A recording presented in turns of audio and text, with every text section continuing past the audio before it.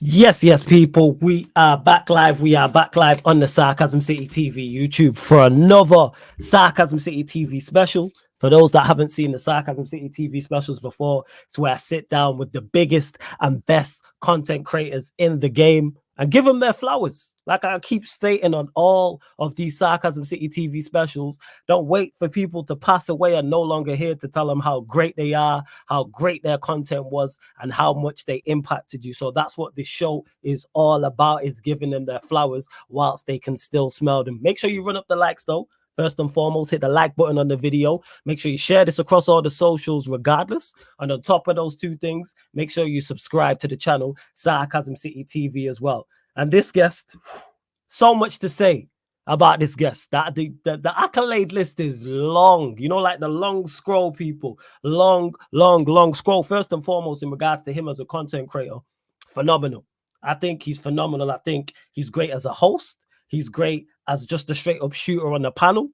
A member of the Big Six. That tells you all you need to know, because Big Six, the doors that has kicked down, is incredible. Consistently doing humongous views on the YouTube over in America. So they transcending just the UK. They're all the way on the other continent. In regards to himself, his own channel, closing in on 100K. So he's going to get there in no time. DR Sports, been on there. Sky Sports, been on there. Overlap, been on there. Movie premieres, been on there. Red carpets, been on there. Also doing other sports, Formula One. And the reason why so much I have to give this man his flowers as well, because we talk a lot about everyone we've had on is from the fan camera, you know, the first wave of content creators. But what this guy did is graduated the class with the second wave. So you see the class I'm still in that I'm trying to graduate on. He graduated this with major honors and sits at the top of the table without doubt, no question. He's on the Mount Rushmore of the second wave and kicked down doors for myself and others. And I'm blessed enough he brought me on his channel and was on Battle of the North. And that is one of the biggest shows that I've been on. And I don't think without Battle of the North, I probably don't get on the Back Again podcast. It's probably not me and Hassan. So I got to salute this guy tenfold. Again, super entertaining. Let's just clarify that. Super entertaining, hilarious. You know what I'm saying? Hilarious. And he's a sharpshooter as well. Do not get it mistaken. I've seen when he's going back and forth, I'm like, oh, that was like, he's slick in the ring. Do not get it mistaken. And like I said, his blow up was incredible. Like his run has been electric and it's still electric, and the work ethic is there. That's why you see him on red carpets. This is why you might turn on your TV and see him, and he does not stop working. So I got welcome to the channel. And before actually I do that, you know how you know you've made it? When you get a catchphrase that kicks on. When you get a catchphrase that sticks, a catchphrase that people still use to this day. I still use it. You lot were using it yesterday when we was late. So it's only right that we was late. Lateness is greatness. Coined by the great man himself. Man like Matisse is in the building. Yes, Matisse. What are you telling me? This brother be bringing out my dimples from when I was 12 years old when I come on this channel, man. I swear, I just be in the back just... I love right. Flawless. I'm right. Bro, I'm speechless. You are probably the best person on intros that I've seen, because I've seen Lee Gunner earlier today. I saw Troops. I've seen your specials before and been on one, thankfully. And you know how to intro. This is something that I need to take from you. I need to intro like this because this is insane. This is insane. Got me out here, smiling like a dummy. Don't even know where to start. I mean, just it's only right. Like I genuinely, when I say all those things, I mean it. Like when I say you ahead of the second wave. Like that class I'm still currently in, you graduated in that. After the fan cam era and everything, you was ahead of a part of the second class, and now you sit at that table with Troops. You know what I'm saying? With the Turkishes, with that's a goat. Lewis's, yeah. These are goats. These are OGs.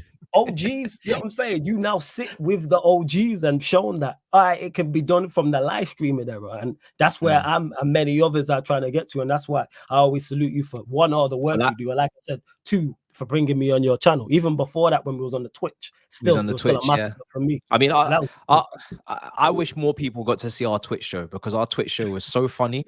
Oh my days. This was just non-football related. Anything that happened in the week, bring it up and just run it. Do you know what I mean? But I have to say congratulations to you, because 10K, do you know what I'm saying? And it's a beautiful number. It's a beautiful number. It looks beautiful. It looks clean. It looks crisp.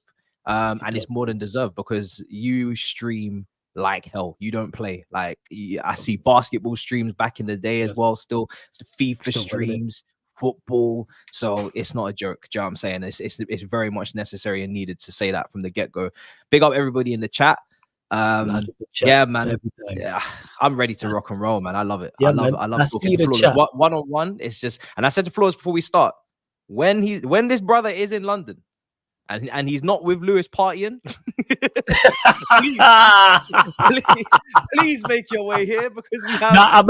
I'm gonna make my way there 100%. Even though next time I'm there, it's gonna be for Lewis's. I appreciate that. It's going to be for Lewis's birthday. I will make sure I stay, like, whether it's an extra day to definitely. Next time I'm in London, we'll make that. If you got space for me, mine is there. We 100%. We more than you can believe. Everybody, you know what I'm saying? We're gonna make that happen, man. 100%. A big up to Eli as well. Says big up Flawless and Matisse. This is my first time hearing Matisse speak at length. I'm excited to get to know the brother. Big up to my guy Eli every single time. And again, that's what these shows are about. Not only giving people their flowers, but also hearing their current thoughts on their team. We're gonna get all Matisse's thoughts on Chelsea. Obviously, we're gonna do the backstory. And as you can tell by the monologue of things that he's done, there's plenty to discuss as well. Danish Maldini, I see you. Big up to everyone in the chat as well. Anyway, all the regulars, all the new people. Sunshine Flawless is killing it with these special guests. Much appreciated as well. I will star all the best questions, people. Do not worry about that. But Matisse, let's get to it. So before the channel, you know what I'm saying, is approaching 80, 90, 100K, before all the big numbers across the socials, before the red carpets, the glitz and glamour, overlap, Sky Sports, DR Sports, etc. Take us back to the very beginning of content creating and how it started. If we go right to the beginning, it starts in a house in, I think it's in Streatham, and it's me and Saj, and we must be 15, 16 years old. And you know, at this point we're best mates. It's taken a while to get to that point, I will say, because I used to just sell him. I used to just be the kid that sold him flavored water in the playground. Then we decided to start up a business because our parents wouldn't buy us Xbox originals or Xbox 360s, I think it was. Okay. And because our parents wouldn't buy us these consoles that we needed, because, you know, we wanted to game, we just started selling cookies and selling Kool-Aid and selling donuts and selling Lucas, and because he's much bigger than I, he just became the bodyguard of the team. Do you know what I'm saying? Me and him would sell. If I was going to get robbed by the oldest, he would roll in and start throwing punches, and I was the quick one. I was the fast one. So if I had to move the weight, if I have to move the load, I'll move it quicker than you.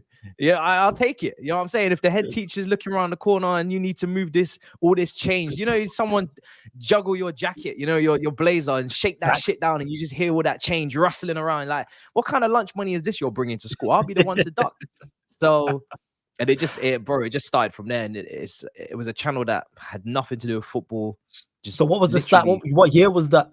To just put a time frame on it, roundabout, if you remember 15, roughly. 16. So 2015, 16. Okay. I was 15, 16 years old. So maths, we're looking at 10 years ago. Yeah, 10 years ago. So we're looking at 2014, 2013, around about then. Okay, so over a decade. That was the first channel. That channel didn't. I don't even know how many subscribers we got with that channel. I think we might have cracked just over 500 or something like that.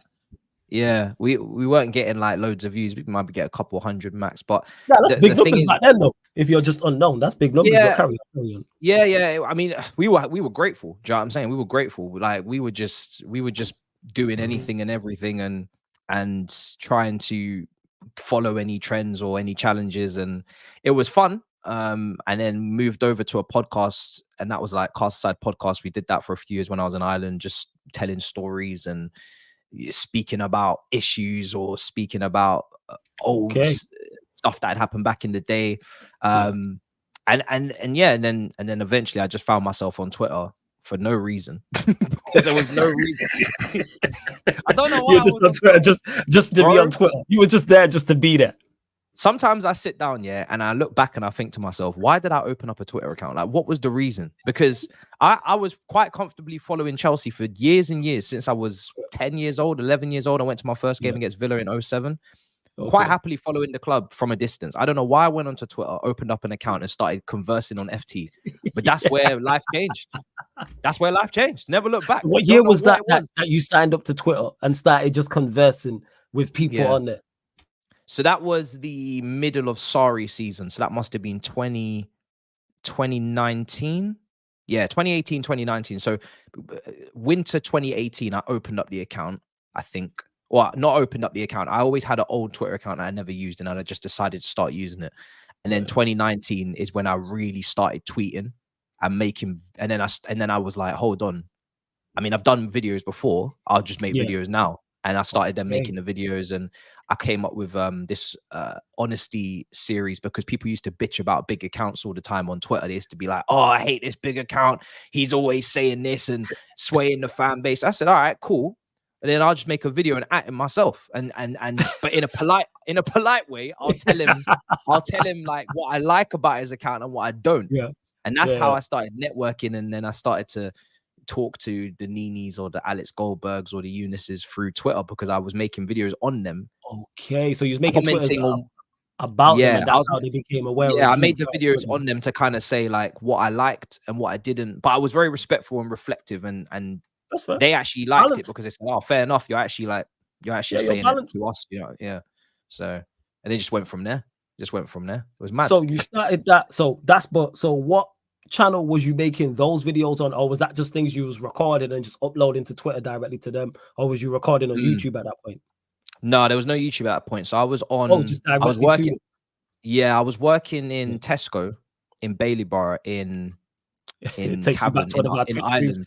So when I was 16 and I was with Saj, I moved to Ireland after year 11. GCSEs were done. I moved over to Ireland because Mum said, I've got young siblings. I'm not really trying to see any class, you know what I'm saying, in the secondary schools. I'm trying to see these guys have a healthy future, so I'm going to take them away from this knife crime shit, and we're going to take them to the middle, and to this day I think if my younger brother and my younger sister in particular, not the brother in between them, because he's actually a nerd, not me, he's the real nerd, but if them two had grown up in London, if my younger sister, the youngest girl of 3 boys, and my younger brother just behind me ever grew up in London, I think they would either be I listen, I don't know, but it would be a long day. I don't want to get into specifics, but it'd be a long day. You know what you mean by saying it'd be a long day. So she took everyone away to Ireland. Yeah. And we was in the middle of nowhere. I'm gonna go back there in a few days, and I'll probably do a vlog to show the people what it's like. But I literally grew up from 16 to 21, 22, I was probably in a town of 5,000 people, no black people. I was the first black person to walk into my secondary school there. They seen cane rolls for the first time. They were touching. Let me touch your hair. Yeah, let me touch your hair. What is this texture? It was wild. Like people, it was crazy. I actually what's that word? But I reinvented myself when I went over there, because when you come from a secondary school in Sydenham or Forest Hill in southeast London, it's different. It's 5 years straight, bare testosterone, bare fights for no reason, people bored. I go to a mixed school in the middle of nowhere. I'm the first black kid. Like, I get to reinvent myself. I'm on Facebook posting up, and people are like, "Yo, what's going on here?" I'm like, "Fuck, don't talk to me. This is Hannah Montana, and that was Miley Cyrus. I don't know who the hell you lot are, and don't talk to me." We've changed. Like, so you got to reinvent yourself like a wrestler. I had to, bro. Literally had to, because I hadn't spoken to girls from primary school all the way up until 16 years old. When you go to all boys school, it's all boys. I didn't know that it was all boys school. You was that's that's testosterone and that all boys school. Yeah. And I wasn't one of these ones to go after school and try and roll up to the girls' school and talk to them, or go. I was going home to play games, bro. I ain't got time for these people, bro. I'm going home. Let me go. So you've gone to then over to, not only are you in a new country, you're also in a new environment, because like you said, it's a it's a mixed school now. So what was that like in regards to just the move initially? Did you want to move? I know obviously you didn't really have to say it about it, but was you against it when your mom was like, we're moving? So because my siblings kept multiplying, I'd say, like they kept coming, so we had to keep moving anyway. In London, we was living in so many houses. We were living in this house and that house and this house. I've lived everywhere. I started in East London, I've been in Southeast London. I've been in Deptford for a few months. I've lived in Sydenham. I've been in Forest Hill. I've been in Forest Gate. I've been in Manor Park. I've been in Kingsbury and North. I've been in Wembley for a few months. Bro, I've been everywhere. I'm a whore. I'm a house. They call me a house. They call me a house whore. That's what they call me. You know them children that they wake up and they get to mark where their height is from 6 years old. We don't have that. We don't know what that is. We don't do that. I get you. I hear that. You don't do that here. So because your family kept growing, is what I say. There was no choice. What was even though you didn't have a choice and a say in the matter, was you bothered by it? Did you want to stay? No. Or was you like, all right, let's go? I wasn't bothered because in secondary school I started off quite popular, and then I became more unpopular as time went on because I was falling out with like certain groups but then I became a villain and I embraced it. I said this on a other podcast I did. Talk about it. Villain arc. Yeah, we had a villain arc at year 10, halfway through year 10 to end of year 11. We went on a villain arc, and that's where my circle got so much smaller, and Saj was in that circle.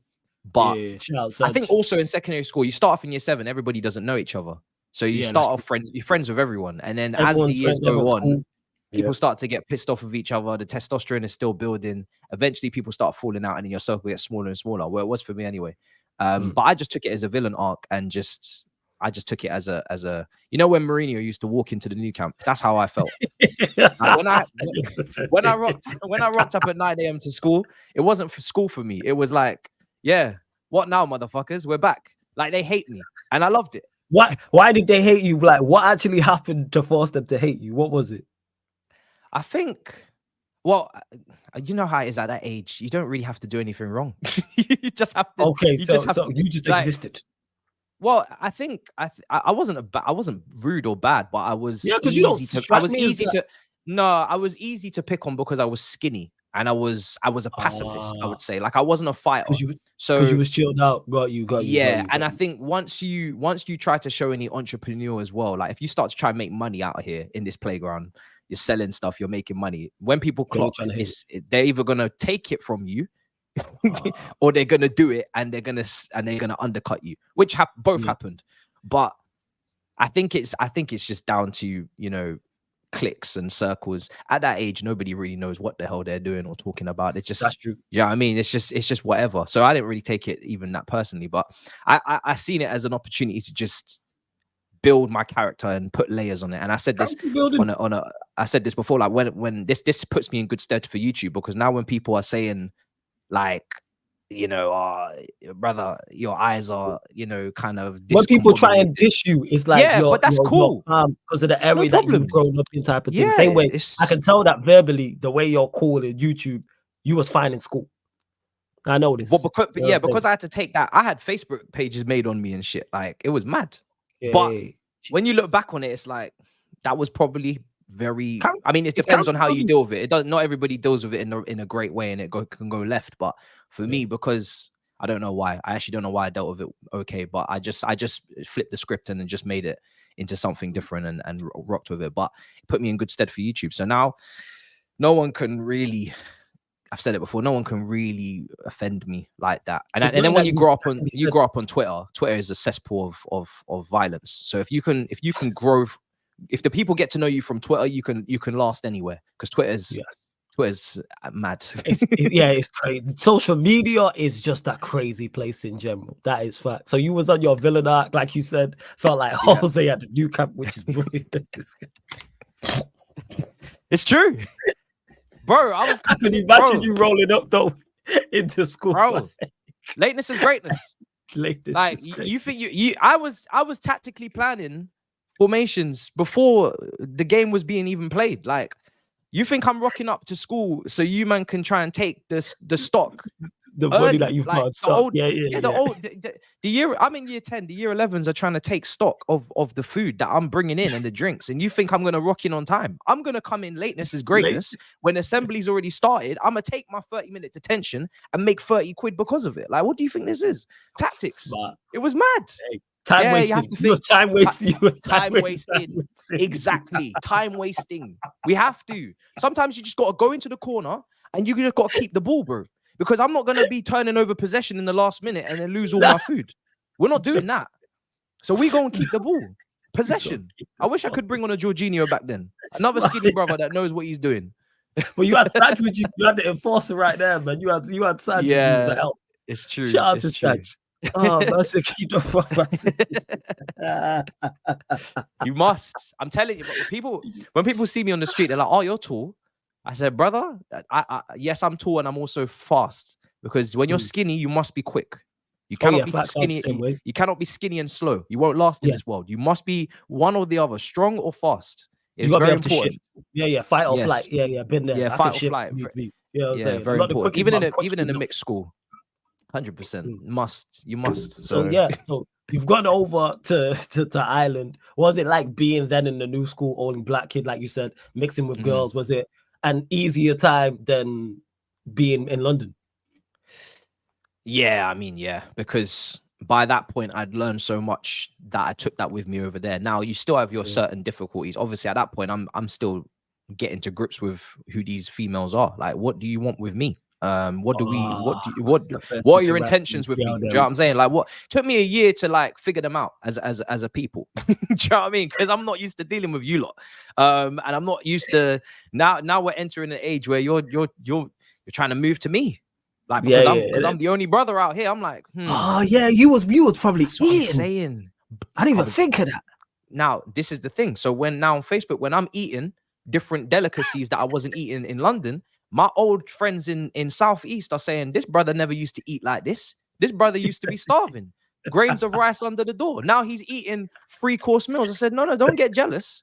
I chose this. I chose to make this move. You stayed in South. Don't get angry with me. You chose to go to Croydon. Don't get angry with me. You know what I mean? So there's a lot of bitterness, but also, obviously, when you're the only black kid, you're gonna get some racism, and you're gonna get those. Now there were a few farmers that were in the sticks, and these guys are. I mean, it's not even. It's always what you're taught as your parents or your parents' parents. I mean, you think about a third generation Irish farmer. What do they think of black people? Who knows? But it's potentially not going to go down too well. So that gets passed on, and here we are. So we had to take that. This ain't a band. I said, yo, don't try that shit with me. Like, we're not doing that. But that was interesting. But again, character building. So very important. Yeah, very important. Super. So then you're at school. You're with your siblings as well. Well, obviously you're over there with your siblings. Did your siblings go to different schools at that point when you're over there? Yeah. So because of the age gap, they were when I was going into secondary, they were going into primary. So 6-year age gap. Yes, there's 6 years between me and my brother, and then there's 6 years between my brother and my other brother, and then 1 year in between those. So there's no correlation. So that's a good thing, because I think my younger brother is, got the same dad as me, so similar skin tone. I wouldn't want to see him holding smoke in that secondary, because then violence would have occurred. So I think it's better for me to go. Yeah, it's better for me to go in there alone and kind of, test the waters. Pack some potions, as they say. Mix, flip and mix. It's like going into the Champions League. You can't all just go be thrown at the deep end, all inexperienced. Nah. When that anthem starts playing, when that anthem starts playing, some people shrivel up under the lights before the game's even kicked off. So we must take that responsibility to play the first pass and whatnot. 100%. 100%. So you're over this guy. So you're over there. Yeah, I love it. This is what the shows are like on Twitch. This was me and Matisse on Twitch talking about everything bar football. So you're over there, and then do you carry on making content? Like, is it in your mind when you're going over there? All right, let me carry on making videos on Twitter and responding to big accounts, or was you like I'm not really fussed? So that didn't start until 2019. So from 2015, 2016, 2014. Yeah, around about those years were the first years over there. So that at that point, there was no Twitter for me. It was just the podcast with Saj, the second channel, which didn't do nothing, mad. I think it was like 20, 30 views per pod. And funnily enough, Lewis has actually been on that pod. That was the first time I spoke to Lewis, because I used to watch him on Chelsea Fans channel. and I had Lewis on it. So I started to. So that was years down the line. After we'd already recorded all of the story stuff between ourselves as friends, then we started to interview people, and I interviewed Lewis on there. And Alex Goldberg, and I had Miz, who's now on All You Can Eat Chelsea. We spoke about his life, and that's where I first started again talking to these guys that I'd been watching on YouTube, but I hadn't actually made a Twitter, and I hadn't actually done any football content. It was all just speaking about life, or we covered one game. The one game we covered on there was like Ajax Tottenham, and Lucas Moura got a hat trick or something. That did decent views, but we again, that was just like a random one. So that was it took a while to. It was Twitter that got me into the football space, not YouTube. And once that channel stopped, I wasn't on YouTube for years. Then I was just chilling, trying to be an accountant. And it took an incredible lads holiday in Greece with one of my good friends that I was meant to be looking after. His mother said to me before we caught that flight, "Don't lose my son." I said, "No problem." 12 hours later, I don't know where her son is. I'm getting salt licked off my belly button at a bar on a table with some random chick, and he's in the mountains cheating on someone. We clearly missed. You know, before recording, I told you this ain't a joke. You did say this. This is why I didn't wait. I don't even have tea with me, you know. I just told you I'm gonna bring the tea. I didn't tell you I was gonna drink it. Oh my! I think people. Okay, watch, because I don't think when people understand now why I'm getting into this podcasting thing. This is what we're capable of between me and Flawless. Like, this football thing is. We're not even doing 50% capacity. What we're capable of, brother. Nah, but anyway, imagine when we start talking real life. It's a great stuff, holiday. So. Great holiday. So again, at this point, I'm in my devilish days. So you're in devilish mode, right? Right. I got you. I'm living life. I have to. Again, I said, how old are you at this point? How old are you? This is early 20s, because now I've gone through when I first came to that country, I was adapting. Yeah. I was getting used to the league. I didn't know how to play at their tempo. The females, I'd never articulated with them in any. You never had opposition like this. There was I'd never seen opposition like this before. So it took me a season to break through. It took me a season to get to the grips of the tempo. The tactics was difficult to adjust to as well. But once we adjusted, we adjusted. And you adjusted. You was we played. PFA Young Player of the Year. Yeah, we must, because there's a game to play. There's grass on the pitch. Play ball. Like, come on, bro. There's grass on the pitch. Play ball. So you go on this lads holiday. What year was this around? Before you go on this lads holiday. What year was this now? This was year 2000. Wow. This would have been 5 years. 5 years ago. 6 years ago. How old am I? So this would have been what, 2018, 19? Yeah, I'd say so. Yeah, round about then. So let's say it's around 2018, 19. You and your friend decide to go on a lads holiday that, like you said, changed your views on becoming an accountant. And your friend's mom had said to you, "Don't lose my son." So then you've boarded the flight, gone away.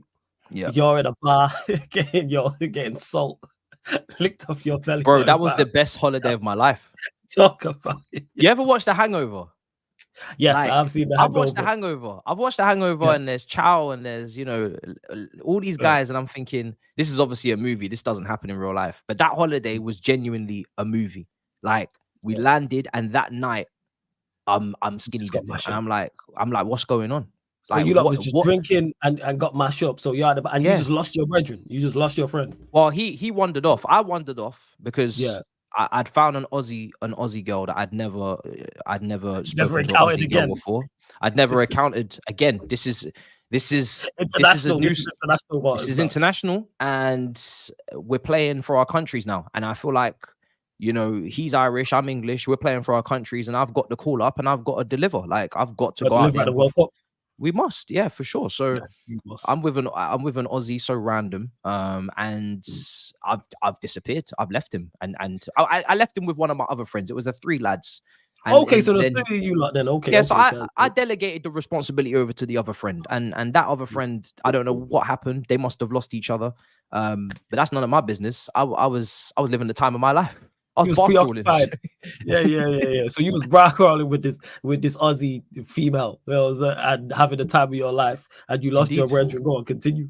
Yeah, so I lost my brethren. I didn't see him until the following morning when I woke up in this. And again, this is why it's a movie, because the place that we stayed, it was Ineos, which is a Greek island, and because we were broke, we were in college, we stayed or uni, we stayed in these like tents. They were like shacks, and the beds were just basic. Like there was flies and buzzing around and insects. It wasn't the best. It wasn't the best.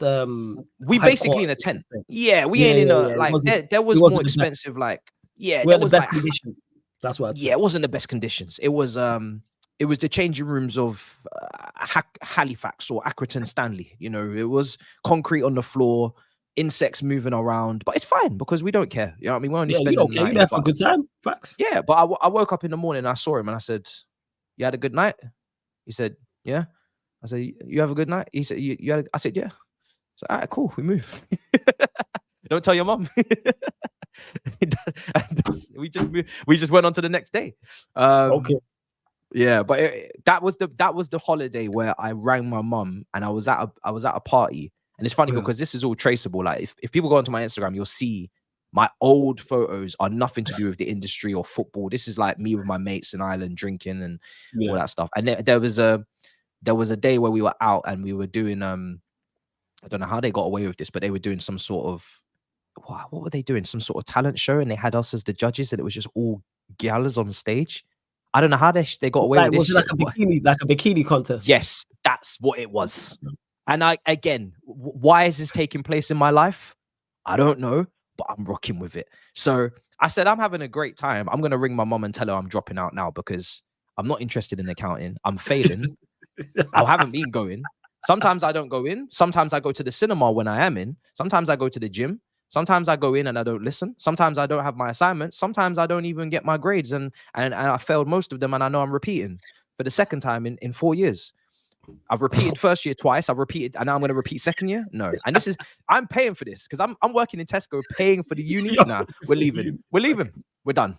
So I rang her and said I'm done, and I knew that she'd be angry because she moved over here for the lower uni fees because obviously in the UK it's 9k, in Ireland it's 3k. But I said from that day forth, once I leave, I'm on my own. Not that she's going to kick me out, but I've now gone against her wishes to do the stabled, 9 to 5 stable income. So now I've got to deliver. It's almost like going against the manager's tactics. They've told you the game plan. You've decided to become a maverick and play in the 10 and do flicks and tricks and stepovers like adult keep it simple. I was adult wrapped. That at QPR. I've decided now that I'm not going to listen to you and I'm going to get kicked out of Tottenham. So I've got to deliver now. So under a lot of pressure. So that was the summer. I moved to London in September after leaving uni the previous year, and then was with my grandparents, and that's where I started working at Sainsbury's in London, in like Kingsbury, Colindale, Sainsbury's in Colindale. But that's obviously short term because I don't want to be in Sainsbury's. So at that point, my brain's thinking, what can I do? Yeah. But I'd already been on Twitter at this point as well. Okay, so you're still on Twitter. You're now back over in London. You're staying at your grandparents. So when did you decide, or was it an accident that you got back into content creating where you're like, all right, let me go? And what was that? Was it your channel or was it somebody else's channel? How did it work out? So I'd be making the videos on Twitter, and they slowly. I never went viral. That's what I'm really appreciative for.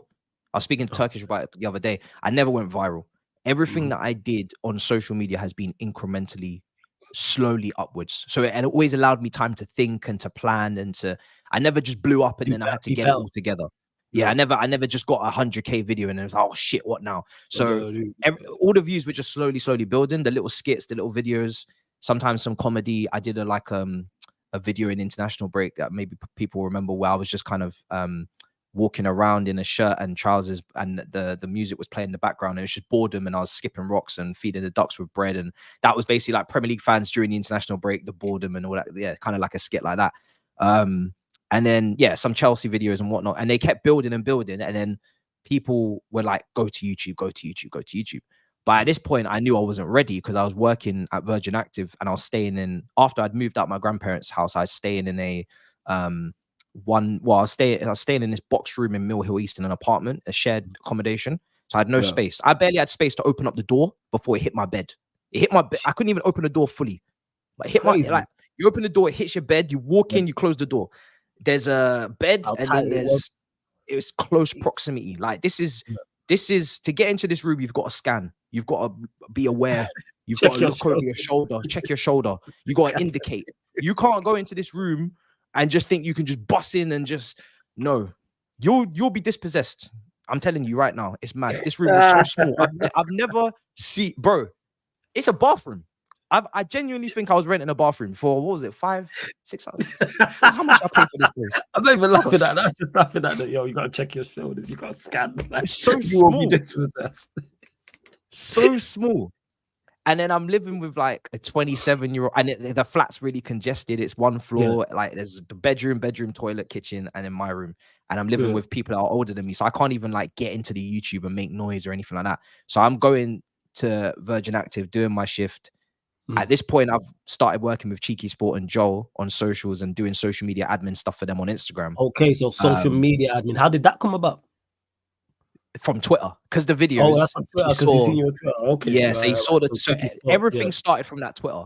Rants reached out from Twitter. Turkish reached out from Twitter. Joel Bayer reached out from Twitter. Alex, who I did the byline with on the podcast, we knew each other from Twitter, and I'd interviewed him on the previous podcast channel. So everything started from there. And I was starting to get to that point in that job where I was tweeting because I was trying to like get my, my numbers up and get my profile up. And I was in the toilet making content for Cheeky Sport. And then I'm sitting on the toilet. I'm not taking a shit. I'm doing content because I'm on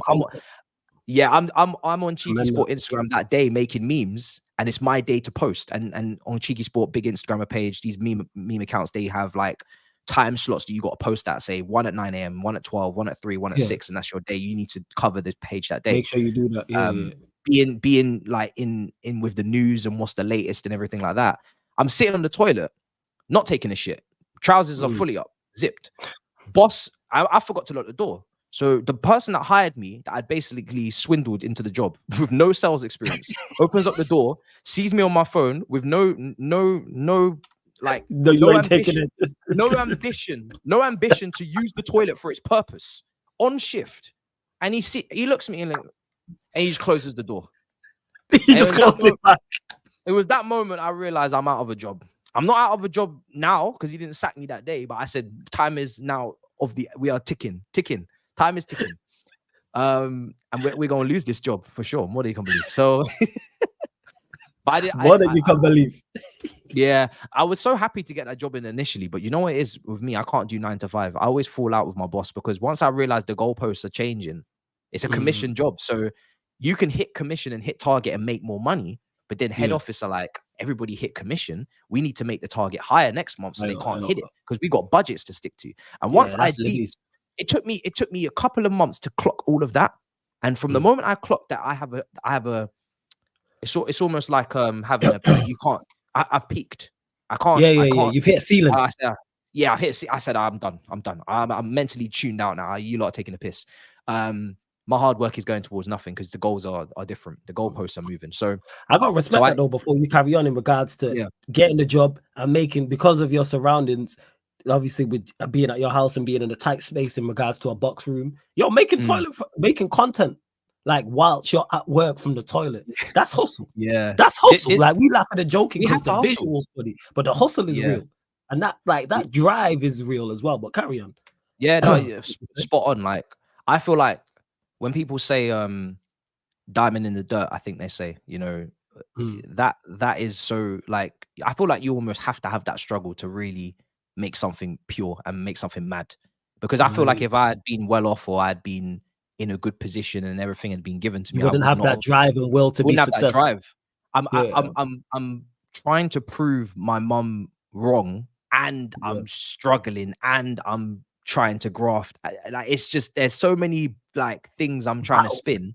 It's mad, but and I'm living in this house, by the way, because I've been kicked out my granddad's house because my grandparents' house because I was making too much noise.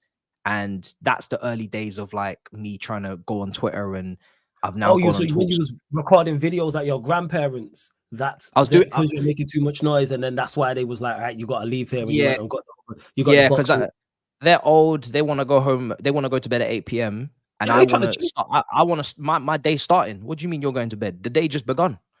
Big up Rants. I just had to mention him because this is one of the first people in 4. I'd say I'll give 4 names: Turkish Rants, Alex Goldberg, and Joel Bayer. These are one of the 4 to say, Rants I see party. what you're doing. I see what you're doing on Twitter.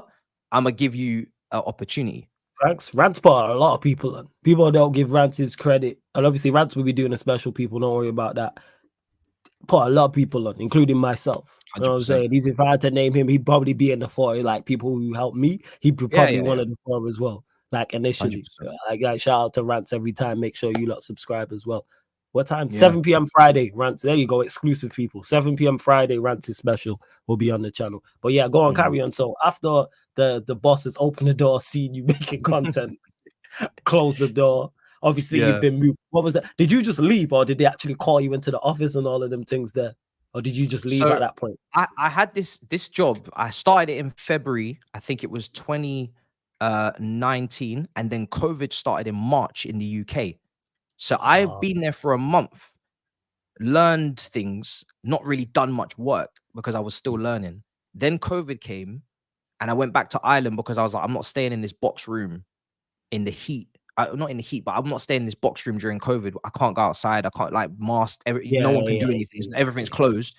I can't stay in this congested box room for 6 months. So I just packed up and went back to Ireland with my parents and my family, and just just chilled there. Saved up the money that obviously the government are going to give because you're out of work or whatever. Like you're going to get your pay while you're during COVID. Saved that up, and whilst I was doing that, I was tweeting a lot and I was building up and then I had more time to give to Twitter because I wasn't working because I was just. So then when I came back in July now, I had been building up my profile so much, and people are so excited to see the videos and they're loving it and they're laughing, or even if they're cussing. I was getting cooked, but I was like, yo, engagement is engagement.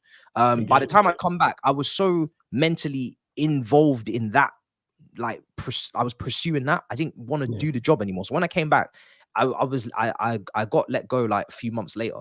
Because I had at that point I was a ticking time bomb. I had a massive argument with my boss, my sales manager, the sales manager. And then I was also thinking I need to leave this flat because I really can't stay here because it's literally like it's just ridiculous. It's a box room, like you said. Yeah. And that's where I end up, and that's where I remember Rants saying to me, because I was on a show with DG at this point, I think as well, and they'd started that show. I can't remember. I was still doing the byline.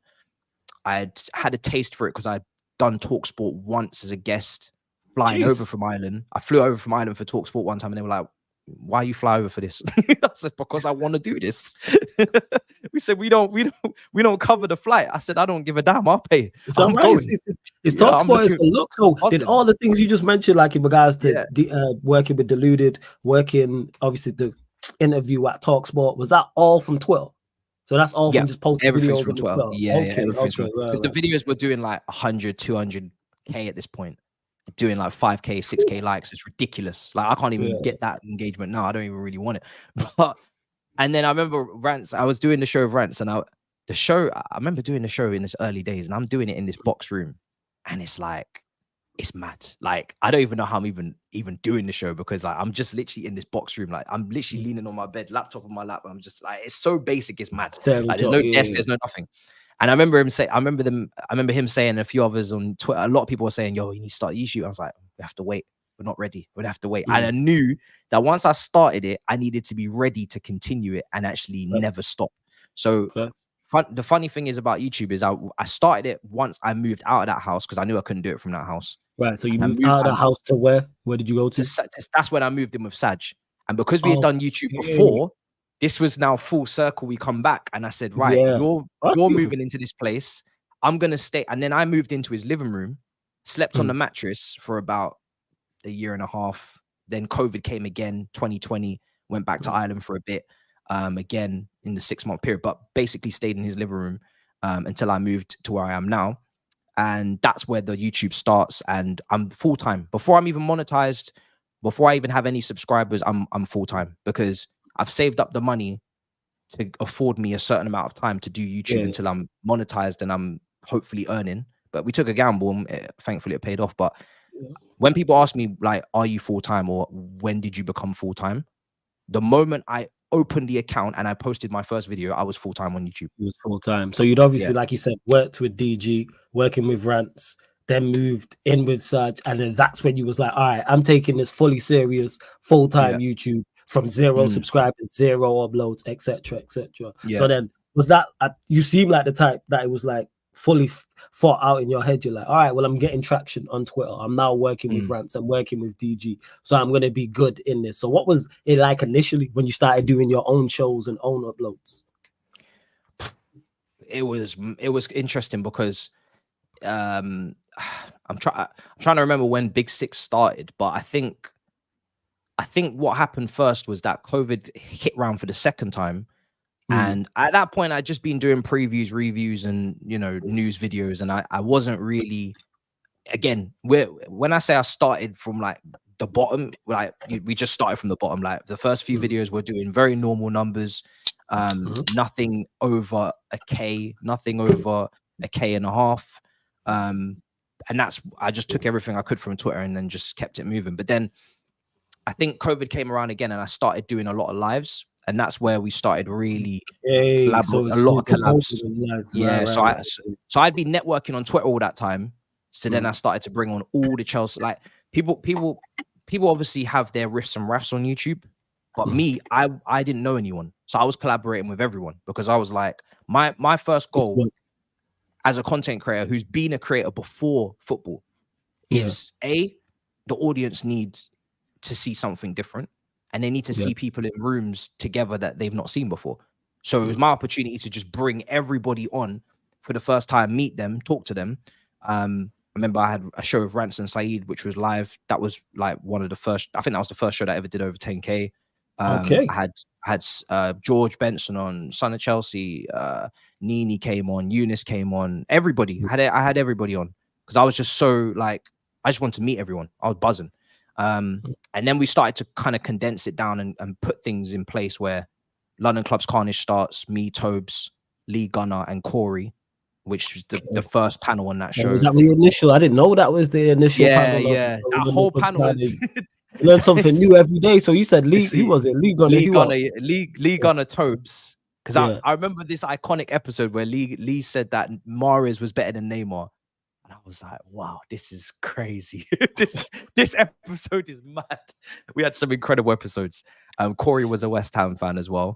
And then I started All You Can Eat Chelsea. And these were just because now I was trying to build up a schedule. I was like, I can't just wing it every week. I need to put okay. Monday, Tuesday, like what are we doing? So I had a preview show, which was Sam Abaski, who's now doing Sky Sports all the time. And he's reporting from matches, which is incredible, on 3 p.m. kickoffs and everything. And I had Mays, who's now with Versus. We had a show together as well, who's on FCM and so he was on the channel as well. Like when I say I've collaborated with everybody, you put in the work. We did the reviews, Dammy and Anita, the reviews. Just saw them at the weekend. I did see the pictures of that. I love that. Yeah, reminiscing over that. All You Can Eat Chelsea. We started that with Miz and Eunice, and that's that's the season I think we won the Champions League that season. So everything happened really quick. Because we started the lives, and then we won the Champions League, and I was like, "Wow!" And that does well for a child. As a Chelsea fan, Chelsea winning the Champions League helps you lot so much. Yeah, for real. Yeah, because Lampard got sacked. That was big news, and that pushed it. And then Tuchel come in, we won the Champions League, that pushed it, and that was wild. So everything was just happening really, really quick. And then, I mean, I think, so Big Six would have started at similar time to when I started the channel as well. That would have started the year before you go the whole Big Six route and everything like that. So you're working on your own channel, working with Rants, numbers doing well, subscribers going up, interactions on socials. Was there a moment during that period where it's like the penny dropped and you was like, I'm onto something. The audience like me. Like this is going somewhere. Or was there still not doubts, but you were still trying to push towards it? Push towards the goal. You still I still have doubts now, and I'm being dead ass. Really? I thrive off not really taking my position for granted on this pitch. Yeah, it keeps you stay on your toes. And I mean that genuinely. I could get subbed out anytime. The way my mindset is that so people will think, even we do this special, they think, he's made it. No, he hasn't made shit. He's not made nothing. The way I see it, I've not made nothing. Like, I can get subbed off. I could get injured. I could get injured tomorrow and be out for 6 months. And someone could come take my place, and then what now? So every day I try, minimum, I'll check myself every few days, and I'll be like, yo, if you've been slacking, wake up, because someone else could pop up and take your spot. So, and that's just I think that's healthy competition in any team, in any squad. It's needed. I think it keeps you, but again, that ties into back where you're like, right, I'm at work making content, making content while I'm supposed to be working from in the toilet. It's that drive, because you know what's crazy? Lewis said the exact same thing you just said, in regards to not having doubts, but still, I've got so much way to go, and I'm fully with that. But like I told him, and I tell you this, and I said it. I said this to you before as we was talking. You got plenty to go. I know you got plenty of goals and aspirations. Don't forget how far you've come along on the journey. Even if you're only 30% on your journey, a lot of people ain't even 30% on their journey, or 40%, whatever the percentage is that you put on it. And that's what the show is all about, is giving people their flowers. But I get that. And that's why you're going to stay on top of your game, because you don't get complacent. No, your competition is you. I never gas myself. Like, my girl will be like, oh, you went on BBC today. And I'll be like, yeah, but tomorrow we got shit to do. Yeah, you still work though. But that's good that your girl's saying that. I'm glad she's saying that to you, because I be saying the same thing to you all the time. I tell like people, it's not just on the show. I tell Matisse all this all the time whenever we speak. Hey, don't forget how cold you are at what you do. You know, never forget. I'll never gas myself. I refuse. I get it. I'll do it. You know what I'm saying? And that 100%. Always. I'll never gas myself. But that's crazy to hear that you say you still have doubt now.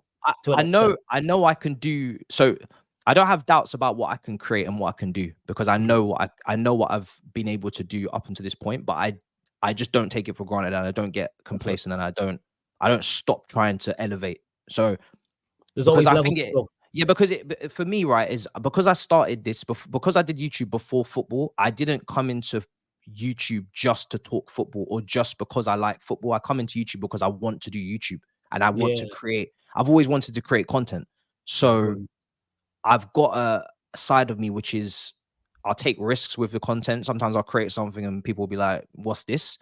But I live for the reaction of people saying, rah, this is different, or rah, I didn't know you could do this, or rah, this is funny. Just anything that is a shock, I live off the shock factor. I don't like getting into a routine where everything's kind of predictable, comfortable, because then if I get comfortable, then the content gets comfortable, and then I don't push myself, and then I could stay where I'm at in terms of the content that I do. But then I know that because I've been watching YouTube or been on YouTube for so long prior to the channel, I know that there's levels to this game, and no matter where I go, I'll never be gassed, because there's always more to do. And I think also because I got so many views on Twitter, I was doing like 100, 200, 300K.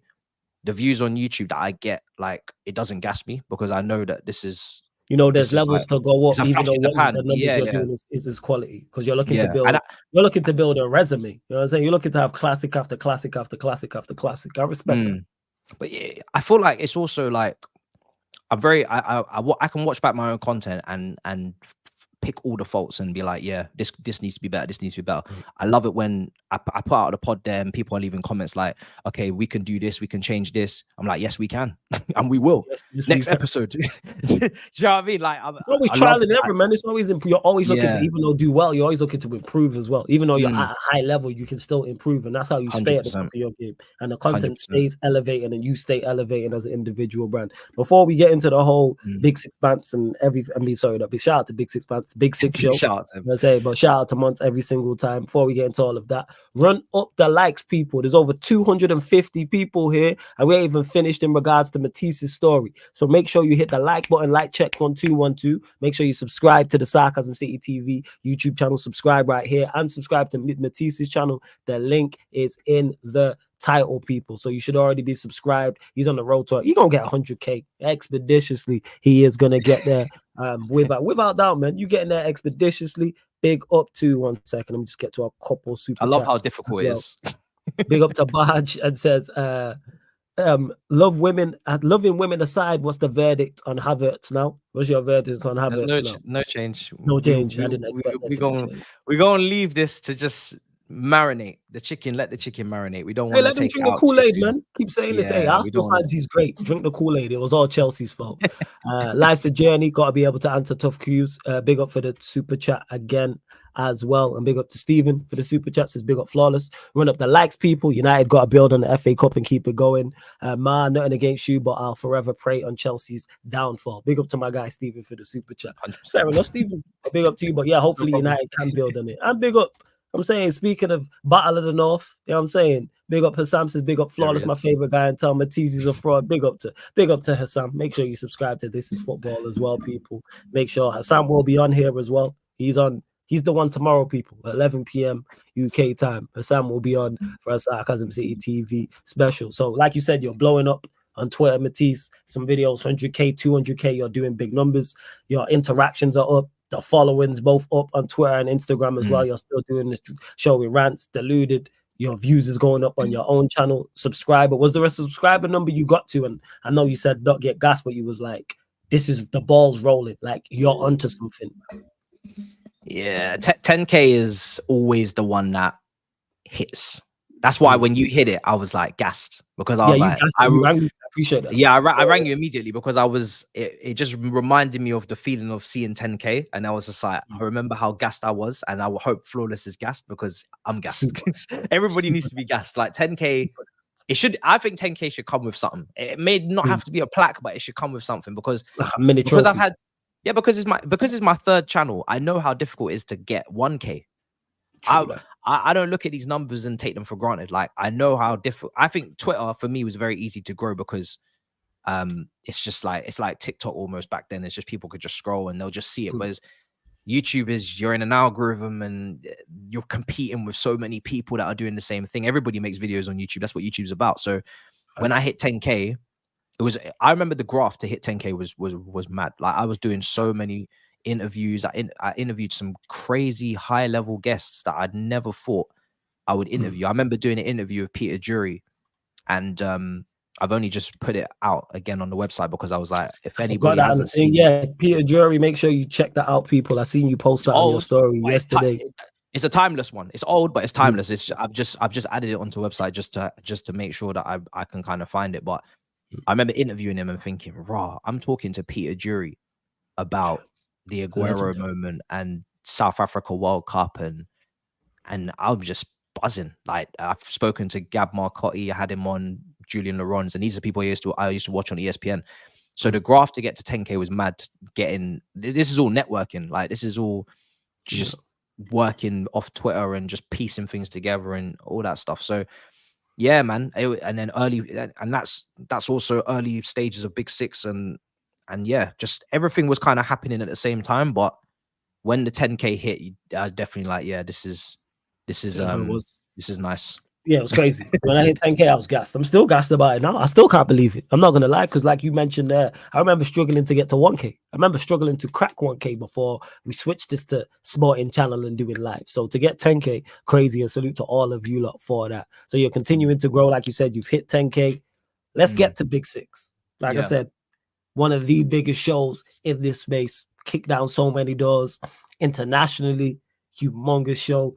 Being over stateside, Fox News. What was the initial call like, and how did it come about? And like, was you the sixth person? Was you the second person who got the call? Did you have input on the others? Like, I want to know the full backstory and the initial that first call. Like, yeah. So I actually don't know. It's funny because I just had Turkish here yesterday. He was speaking for like he was here for ages. Like we were brothers at this point. He was here. Yeah, we had foods. He's chatting for hours. The podcast we recorded was like a highlight of the day of the conversation. But same way Rants messaged me on Twitter is the same way Turkish messaged me on Twitter as well. So I don't know what number I was on at that point. Like, I don't know how. I've never asked. I don't know the order. I didn't have a say on any of the panel at all. No chance. I was just happy to get the call because again, I'd watched AFTV. Because I just saw Troops was reacting to his Bayern fan cam. I need to go watch that. I need to watch that. Yeah. Shout out Troops. So I'm watching the Rants and Flex show. I'm watching AFTV. Classic I'm watching Troops' fan cams, Turkish fan. I know all these guys because because I knew Lewis from Chelsea Fans channel, and that's where Rory Jennings and Sophie Rose and Charlie Skillen, even Mo Gilligan was on that channel. Joe Weller was on Chelsea Fans channel way back. So I know all these guys. So when these guys are reaching out, I'm like, rah. So I'm not interested in who's I'll be on whatever. I'm buzzing. So we start that. I didn't have a clue it was going to be that big. It was just, it was another live show with a great concept that clicked. The chemistry had to be key. For me, chemistry is critical. Has to be there. I don't do anything that doesn't have the chemistry on point. And it's not a personal, it's not to be rude. It's just it's not a personal thing. It's business. It's not even business, because you see me. Remember when we started Battle North and the views weren't the highest, and like people were saying, "Oh," like I remember in the group chat we were talking like, how's this like with the views? Are you cool with it? I said, brother, don't worry about the views. The show is good. The chemistry is fire. I've spoken to you on Twitch solo. I've spoken to Daps on Twitch solo. Rants was part of that show. Thankfully, he joined us when we were talking Love Island. How random is that for the whole summer? Because Nations League was shit. I spoke to Hassam one-to-one, put it all together. And the way that you and Hassam just started beefing, I said, I don't know. Like, that's why I commend you for that. Because we still, to this day, be like that. And Hassam, that's bro. We like, just to clarify, people, we have no beef. We just have opposing. We're just opposite views on stuff. That's it. It's just a clash. We just clash. And I'm United. He Liverpool. That's I think that's where it stems from as well. But shout out to Hassam. I was always I wasn't smart when I was younger. I wasn't particularly talented in terms of music or singing or dancing. Like, I was never like, I was just a normal kid. You see me, you see a normal guy, just blind and, played Sunday League until he couldn't, and simple, just very simple. Very, wasn't the funniest or anything like that. But one thing I could do was, I know what the audience want, because it's my third channel. I know what the audience want. And I was making sure that I went on, I did take a lot of thought before going into anything at all times. And I think I've heard on pods before, but it's what you say no to is just as important as what you say yes to. Because if you say yes to the wrong things, it can mess you up and put you in bad positions. And there's been so many things I've said no to because I knew it wasn't right to go on that platform or to go into that space. Or I've been on there once and clocked it immediately and be like, I'm not going back again. But I knew about chemistries. So Big Six, the chemistry just bang immediately. And before you carry on, did you know, obviously you knew Turkish, did you know everybody else that was there, or was it the first time meeting everybody there? Or did you know everyone there? I didn't know none of them. So you didn't know Saeed, Tobes, nope.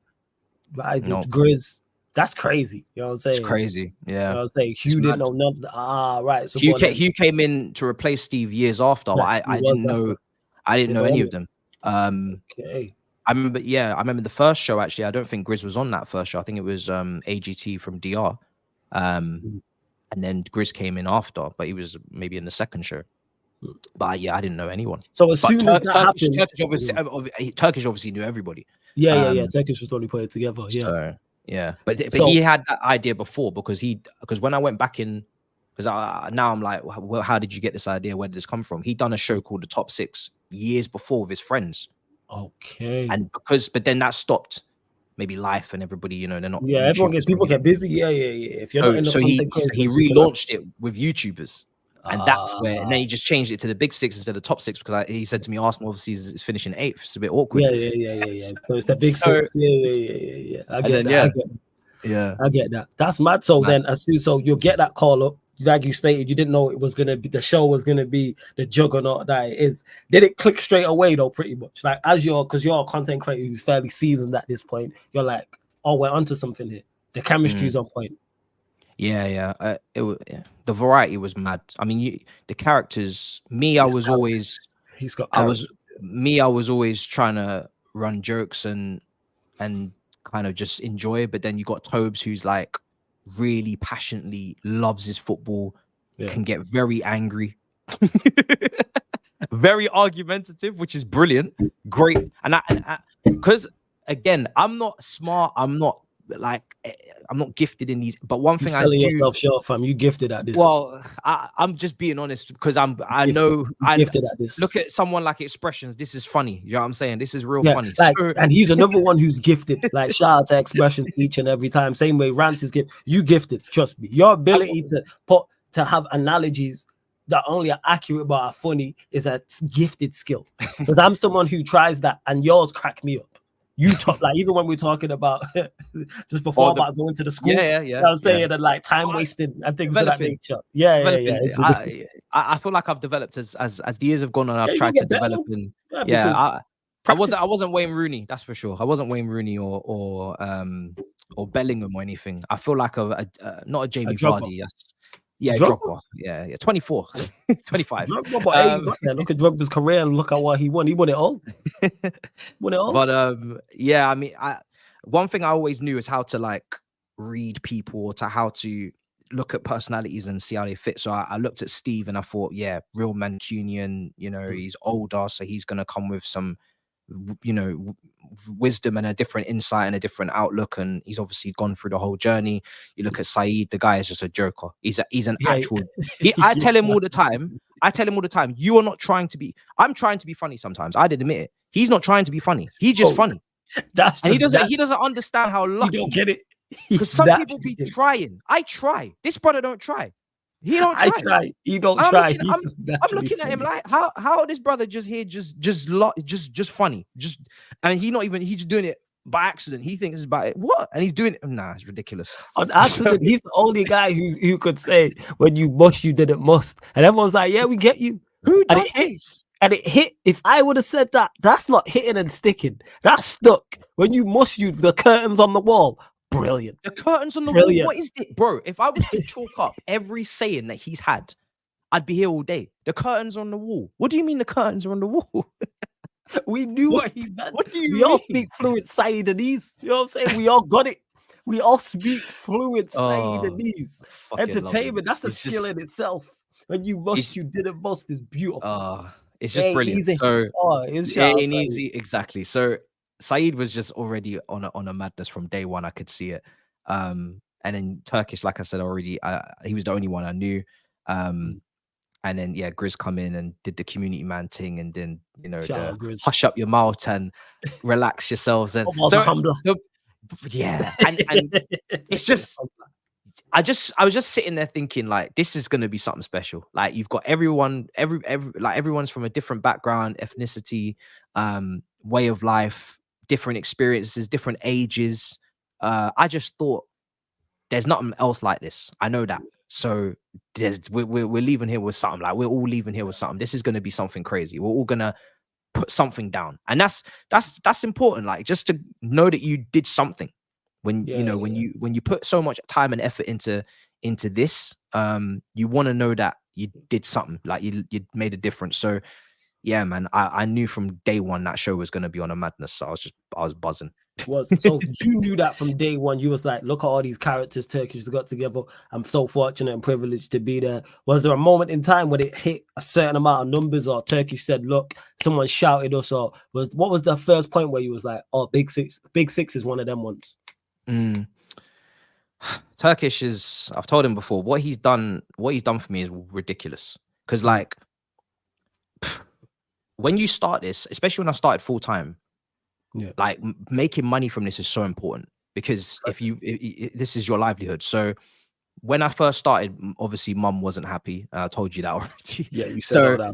I'm trying to make this, and I am full time, but I need to make full time money. And for a year and a half, I wasn't making full time money. I was making, the YouTube channel must have brought in maybe 500, maybe 600. You can't live off that. But that's what we was making. So we was doing little side quests. What you had to, we just, bro, you do what you have to do. Like, you know what I mean? Like you make, that's what you're making. You make it work. But when. And this is why I speak of these guys so glowingly, especially because they not only give me the opportunity, but then they gave me food. Like, they fed me, bro. I've told Turkish already, when he was able to pay us per show, that paid my rent. I was like, do you understand what you're doing? Like, you've made something out of nothing, and now you're able to pay my rent. Like, Rants, if he's still in the building, right? this brother has brought me to Twitch. I'm now making money from Twitch. Yeah, he did the same for me, man. That like Twitch deal was good, man. That Twitch deal was good. Now, the accelerator program deal was different. Now they forgot to keep putting the foot down on the accelerator. I don't know what the hell they're doing. Do you know what I mean? Yo, they need to bring that back, man. Yo, they need. I ran that like 3 times, yo. I don't know what Twitch are doing. It's a message to Twitch. I got to sign out of you lot, yeah. But you fumbled heavily, yeah, because we shouldn't all have to leave your ass. But anyway, so he brings me over there. He has literally put food on the table, bro. Yeah. So, you know, and then there's then obviously we go to DR and Turkish and Joel's put me in a good word there. Now I'm doing those shows and getting paid. And then that takes pressure off to YouTube. Because one thing that you need to do this is you don't want to feel stressed. It will come off on camera. If you're trying to entertain and you're trying to give it great analysis content. Or anything, if you're trying to make content, if you're stressed, it's going to show. You know what I mean? So to be able to have these different places to make money was very important, because then I could actually focus on the content, and then I didn't have to make content for money. I could just make content that I wanted to make and make money from that content, there's a big difference between the two, because sometimes people don't make enough money from content, so they have to make content that makes money, and then they put themselves into a box that they can't come out of, and it creates a perception. And I used to, obviously, I don't like that type of content myself, that clickbait stuff. So I would then judge those people, but then when you deep it, you're like, those people probably did it because they had to. Yeah, so, man, it was like, yo, we need these subs, we need this revenue. I get it. You know what I'm saying? Fortunate enough, I don't, but it's like, yo, at times I'm like, I get why people do it, because you gotta get to the bag. You gotta get to the bag. Yeah. So that was and then so when we started getting paid from that, I was like, yeah, this is wild, because obviously when we hop onto any shows or any channels, we ain't trying to get paid. Like we happy to just be there. Yeah, we do for also happy to because we're collaborating, and we all understand that, you know, everybody's gonna get their fair share of the audience, and exactly, you come on mine, I come on yours, and all that stuff. So that was that was mad. And then it just went from straight, bro. When we hit 100K for the first time, I said, "Rah, this is wild!" Like 100K. You knew that big show. Yeah. When that show hit 100K for the first time, and then it just kept going and going and going and going, I was like, yeah, this is a bit crazy. So it was mad.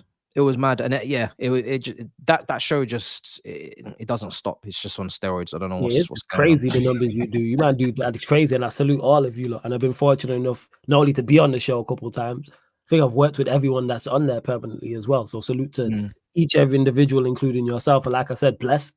Because I remember getting a call for the show, because I was gassed. Because I initially thought I was super gassed. You and Babs, that argument was mad. Yeah, me and Babs, because that's just me and Babs. Yeah, me and Babs. That's shout out to Babs, because initially I thought it was the Big Six Extra, and it was shout out to Taz. It was him. He was like, "What time are you on?" And I was like, "Oh, it's Teddy." He was like, "Oh no, it's Big Six, Big Six." So I just presumed it was I'm like, yo, I'm gassed either way. It's Big Six. So yeah, man, salute to you. Yeah, but I remember me and Babs. We've had that on Lewis's channel as well, but big up to Babs each and every time. But it was a craziness. So what was it like? Obviously, that channel's going from strength to strength. Stateside, Fox News, the love you was getting out there. That's got to be crazy from an international standpoint.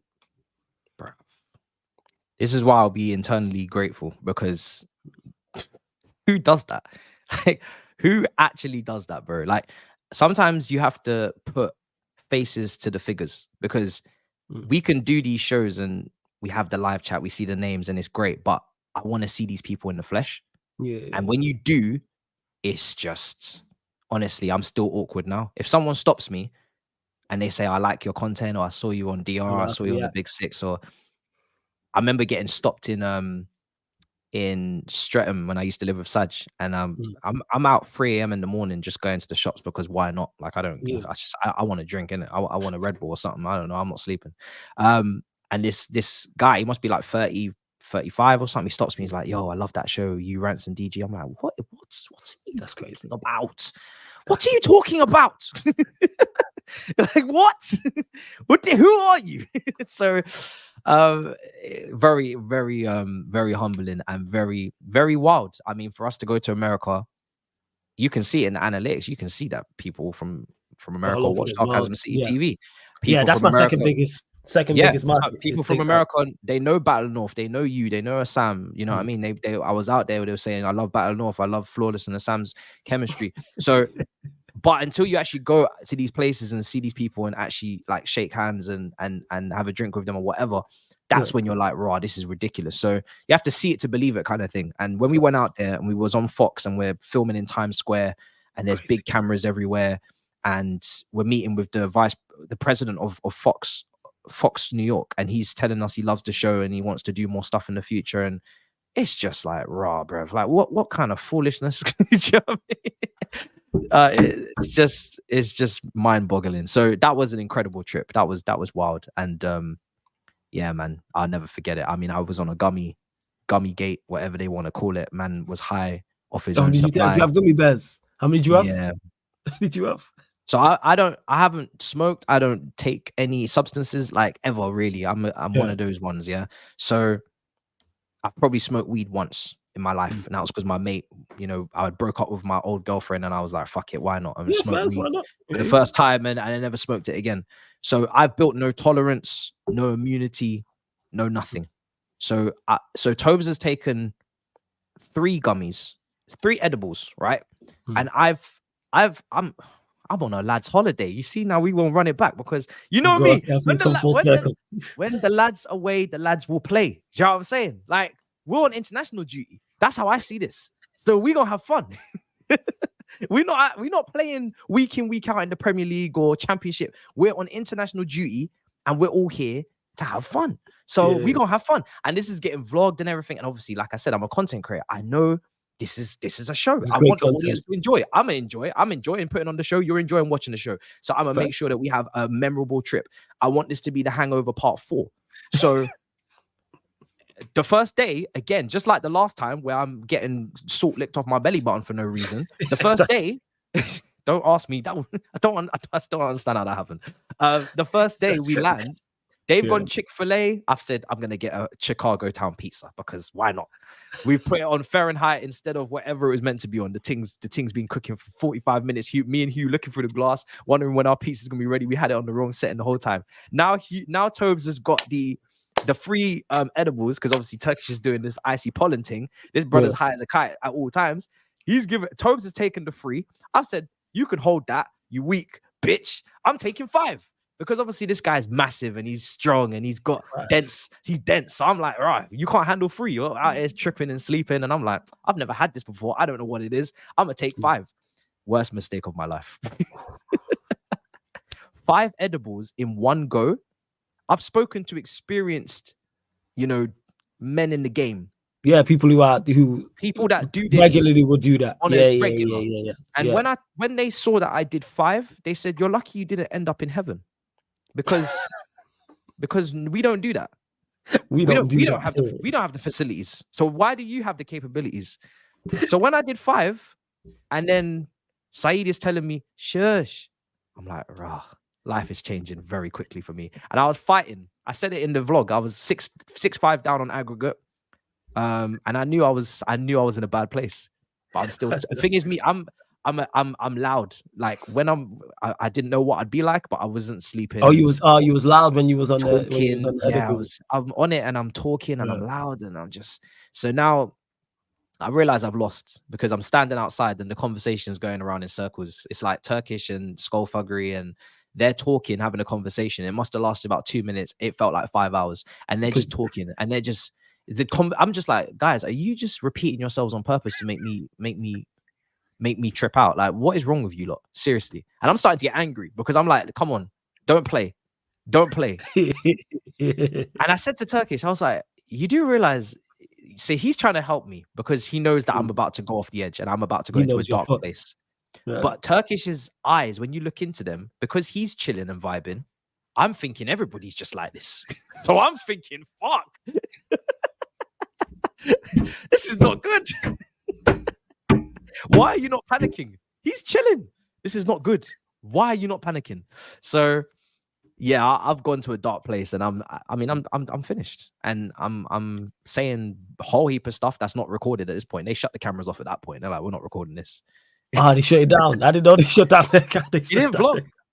They didn't vlog. I saw them say, "Put the camera down. It's over. The entertainment is over. We're not They showing real the ones people for this." that, actually. They're They're real real ones ones for for that. it. They're I real mean, for that. They are. I wouldn't know. You see me now.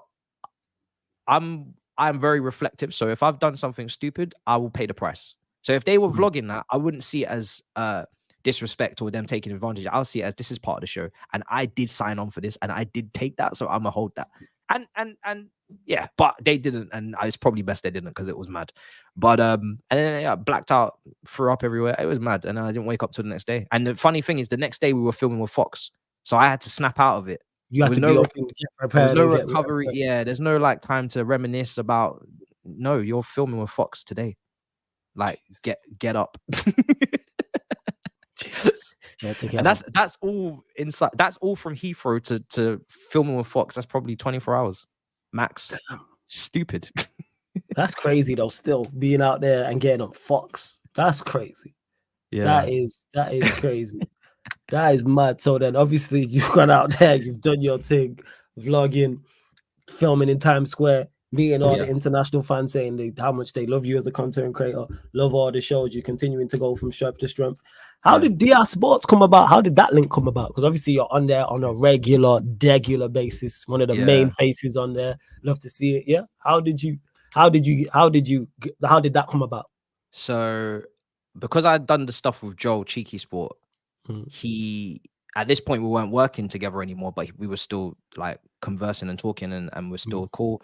And he's putting in a great word for me because he's trying to help me get through. And Turkish is the same because he's working at FTV, he's been there for years, and now I've done the stuff on the Big Six. He's also trying to get me in as well. So you know, they've put me through, and then I've gone on there, I did a watch along. I think the first one was against Real Madrid. I think I did that with Lewis. And my thing was I'm gonna go there and I'm gonna just do what I have been doing. But this is where now I start to try and show that I can do more than just speak on Chelsea, but I can also do some hosting. Like I'm now doing some F1. So I just want to show that it's not just a one-trick pony. Like I can do quite a few things, and I'm trying to do like as many things as possible here. I'm not trying to just you know, talk on this one subject. So yeah, and we just slowly you know, once I think my biggest advantage was that I was able to go into many different, because it goes back to being in school and being able to talk to everyone, not being friends with everyone, but I can relate and talk with everyone. I can talk with the weed dealers, and I can talk with the guys in the cage, and I can talk to the quiet guys, but I can also talk to the nerds. I can talk to everybody, right? And I can chill with everybody. It's not a problem. And it's the same on YouTube. Like I can not everyone. There's some people I don't really chill with because I just don't. I don't want. You don't really vibe with like that. Yeah, we don't vibe. But most people I can mix it with. And I like to collaborate because I know that that's what the audience want. They want to see different people in rooms that they never thought they'd see. I want to see that shock value. So, yeah, I for me, it was just, you need me on Best of Enemies with Expressions. You need me to do that role and wear the sunglasses with the hat and the suit, and we can exchange banter. I can do that. You need me to host a show and be a bit more professional and host the watch-alongs for the World Cup. I can do that. You need me to just do the Chelsea thing. I can do that. Okay, F1, I watched that for years. Cool, we can do that. So just being able to just do a bit of everything, it was helpful. And then yeah, I mean, now it's ever since then I've just been on, and it's been brilliant. And again, that's another place that was able to just help me solidify and stabilize everything. So very grateful to Robbie, obviously, and Jason as well, who brought me in, because they're the ones that had to give me the opportunity. So it's been great. It's been great ever since. And yeah, now it's just a regular slot on that show, and that show's massive as well. Crazy, yeah. I see all the time. Obviously, I follow on my social, so I see clips all the time. So I see the picture, the visual they put out, and then I see also the visuals they put out. And you're always on the clips all the time. It's like, yeah, love to see it. And like you said, you showing other sides of what you can do outside of just talking about Chelsea. Like you said, hosting. Even outside of hosting, just be a panelist and talking about other football teams as well. You've got the Formula 1 too. So I love that, man. So you're out here on DR Sports, like I stated at the very beginning, out here on Big Six as well, your own channel. Now, now you're solidified and you're still trying to reach further goals and further aspirations. What is the plans now? Have you got any big plans lined up for like 2024/25? Because I know you're someone who thinks ahead. Yeah, so now that, so for me, it's always a thing of, I need to, like I said, I need to keep pushing myself. It's not even, obviously we want to hit 100K, but I know that if we hit 100K, what's next? Because I know I'm not going to be like just dancing on that number and just chill. I'm going to want to. So at some point, it's not about milestones. It's about what are you making? What are you creating? Big up DG every time. What are you making? What are you creating? And are you elevating in your own thing? So, and you know how, I mean, back end of last year, we had Battle North, London Clubs Carnage, and I ended those two shows because, and it was like that, just bang. And I remember putting in the group chat, and I put in this massive paragraph, and nobody was expecting it because there was no warning, there was no like precursor. It was just, I just ended it. But the thing is with me is it's like me dropping out of accounting like that again. Once I've clocked something, once I've clocked that I need to do something different, or it's gonna go left for me, or it's gonna go left for everyone. because if I'm not delivering the level that I know I need to, if I'm not fully there, it's a long day, and I know the viewers are gonna clock it, and I'm gonna clock it, and I'm gonna be unhappy. So one thing I deeped was, what I'm doing is not sustainable, because I was doing too many of the same shows. So I was doing Roundup on DR, then I would come home and I would do London Clubs Carnage, and these shows all had to be on Monday because this was reacting to the weekend.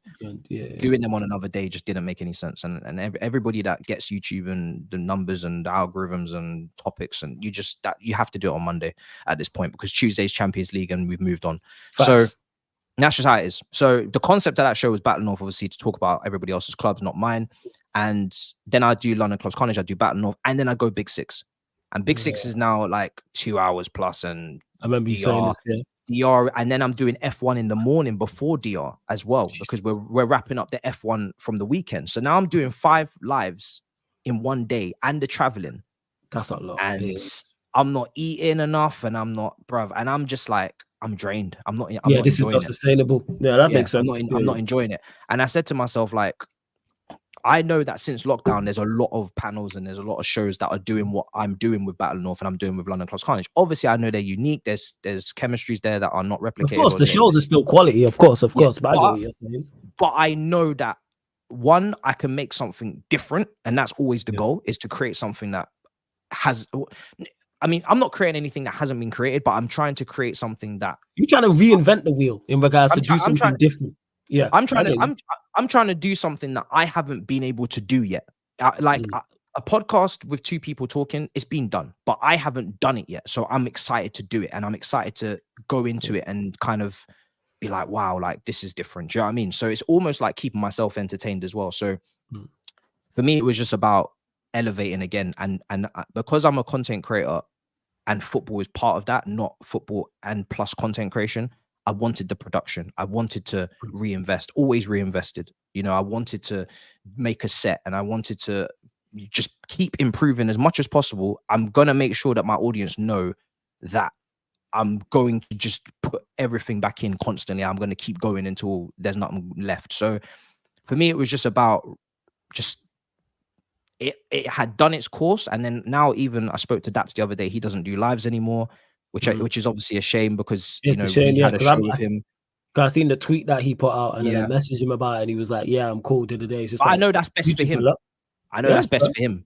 So even in hindsight now, the show would have probably had to come to an end, because that, Daps was, even though Daps wasn't part of the arguments always, Daps was clever, because Daps always knew when to let you two argue. And that's a very important skill that not everybody has when they're in a panel. Like, those two are arguing, you got to know how to facilitate for that. And being able to take a step back and say, I'm going to just chill, I'm going to let that ride out, and then I'm going to jump in. And you couldn't just replace him with anybody. I mean, Man City fans online is scarce as it is, but like, you couldn't just take him out. Content creators, you can't just go and get another Daps who's going to do what he does. Exactly. And obviously we're all mates as well, so that's part of that. You don't want to just, you know what I mean? And then same with London Clubs Carnage. Tobes was leaving at the end of the season because he'd been there since the beginning with Lee and Corey. And again, that chemistry of Tobes and Lawless, you just can't replace that. You can't. And my thing is, I will never keep making a show if I don't think it can't elevate. So I want to do it in studio. I want to have you, Daps. I do something. I want to keep You want Sam's in Jordan, so I know I can't do that. Right. London Clubs Carnage, Tobes. I've even tried to shoot in person. International Great Lawless in Cyprus. I know that everyone's getting busier. It's not possible. So once something, the same thing. I learned this from Lee. When Lee left London Clubs Carnage, it was almost like I've done what I needed to do for you in terms of like bringing people over. Now you fly. You're leaving this bird's nest. It's like a relay race, and he's passed the baton to you. Exactly. And then Poch comes in. So for me, it was like I couldn't take it any further, and I knew it wasn't gonna last as long as I planned for it to last. So I was like, right, you guys are on back again. So I know that you got your chemistry and you're moving. Daps has created a studio at Never a Foul. He's working on that. Obviously not now, but he's got his. I said, from meeting on Twitch to now this, cool, perfect. This is great. And the facts of the matter is that Back Again does bigger numbers. I'm genuinely like, that's just, you have to be able to reflect as a content creator, be like, yo, Troops is bigger. Troops is like an OG. He's a living legend. OG. He's in Mount Rushmore in this thing. So people will look at it and be like, oh, you must be. I've had these comments before. I don't know if you've had people be like, oh, you must be annoyed because Sam and Flawless are on Troops. No, they do more. Bro, that chemistry's lit. Like, and I always credit you because I said it at the start. I said it. We probably don't get on Back Again if you don't bring me and Hassam together on the on Battle of the North. And obviously Lewis is bro, so he's a great fit for that show as well. And exactly. No Lewis for ages. Yeah, that's why people like. That's why even you're talking about the whole Battle of the North. When you drop the message in the group chat, man ain't angry, man ain't upset. Like people saying, "Oh, bring the show back." I'm happy it happened, and that's Matisse's decision. That's how I am. I'm a team player like that. Once Matisse said, I was never like, "Nah, we need to do this, and that." I thought, yo, you explained it in full. It's not like you just dropped a message. You dropped a whole paragraph. I read it and said, fair enough, and I appreciate that, and I appreciate the opportunity. But yeah, it's a bigger platform. You know what I mean? I'm like, this is good. This is when I'm looking at the situation, I'm thinking, right, that's gonna elevate them. Cool. I can't bring more, but I can do something different. So now when I've built the set and I'm saying, Flawless, when you're in London, we're gonna do a 1-to-1. That's not what we used to do, but it's what we can do now, and it's something different. And it's a better level. On this channel, on my channel, I'm bringing something better. So yeah, for me, it was just about being able to just weigh everything up and just be like, am I bringing something that isn't already out there or that others can't bring? I'm like, then why am I continuing to do it? And that's my mindset as well. I'm always like that with content. I'm like, all right, what can I do? Even though we're all talking about the same thing, what can I do different? Like, and that's what it is. Even with the special, that's why I set these up. Only is about giving their flowers. I'm a fan of yours, so therefore I get to talk to you one-on-one here and look at the backstory you told. I didn't know all this. Same way the majority of the chat probably didn't know all this either, and we're getting backstories. So that's what it was with Battle of the North. Loved it, and like Sheik said in the chat, yeah, you're right, Sheik. Don't be mad, it's over. Be happy it happened. That's why I am super thankful for both. Battle of the North, I'm Back Again. Man is truly blessed to be on both those channels with, look at the channels, Matisse's channel, Road to 100. Troops is Troops. Goes without saying, you don't even have to say anything else. And shout out to Troops. Make sure you check out his special alongside Lewis's and Lee Gunner, who we had on earlier today as well. But yeah, carry on, Matisse, carry on. Yeah, 100%. And yeah, for me, it was just, I'm just buzzing to make different content now. I'm buzzing to make studio content, buzzing to have just a different look. It just keeps me intrigued in the industry and the content, because I think it's allowed me to have more time to make skits and to drop skits, and people are like, rah, what's this? So, but if I could duplicate myself, I would. If I had a twin, I'd be buzzing. But like, you only have so much time before you actually become tapped. Time or tapped. You know what I'm saying? And it's like, I was doing so many of the same thing, copy. Obviously, the different chemistry is great, but the conversation and what I'm talking about, I am saying something I've said already somewhere else, and I'm saying, I'm saying it on my channel in a solo, and I'm just like, I don't want to turn up and not give the level that I can give and that people are expecting. It's better I come out of it and give you something completely different. If I give you a skit it's completely different to me just giving you my opinion on Chelsea as I normally would. And I need to almost create a variety of different type of content around me. So every time I do those pieces of content, I'm giving you energy because it's not repetitive. So yeah, for me, it was just important to kind of reflect on that and to understand that, because you get so used to grafting and grinding that sometimes you don't like work smarter and not harder. I want to work if you tell me I need to do an 8-hour stream and I'm gonna get 500 subscribers, I'll press the button right now. Let's do this. But you also have to be like, okay, you can't do everything at once without burning out, missing you don't meals. have no twin. You know what I'm saying? Missing meals, not seeing family enough. Your girlfriend's pissed now because you don't spend time. Like, there's just, you have to manage. So then it's like, you have to start making decisions, and they're difficult decisions to make, but you have to make them. And I think like Lee showed me with leaving London Clubs Carnage, I realized that, yeah, I've got into a position now. I've been helped to be in this position where I know now I can create something crazy in my own kind of walls. You are. That's why I'm here. Yo, trust me, you are creating. If I put my mind, if I script and direct, and it's a one man. You know, I've got, lucky to have an editor, lucky to have now an editor, and now it's become a bit of a business. And I think when you go into that realm where you're paying people, that's a different type of pressure. When I was coming up, I wasn't paying anyone. I was barely able to pay myself, but that's a different pressure. But now to have the videos edited by someone, to have the thumbnails made by someone, the graphics made by someone, like, it's a team of 4. You got to pay everyone. So now the mindset is, you're now a boss. It's not just you. You're a boss. Yeah.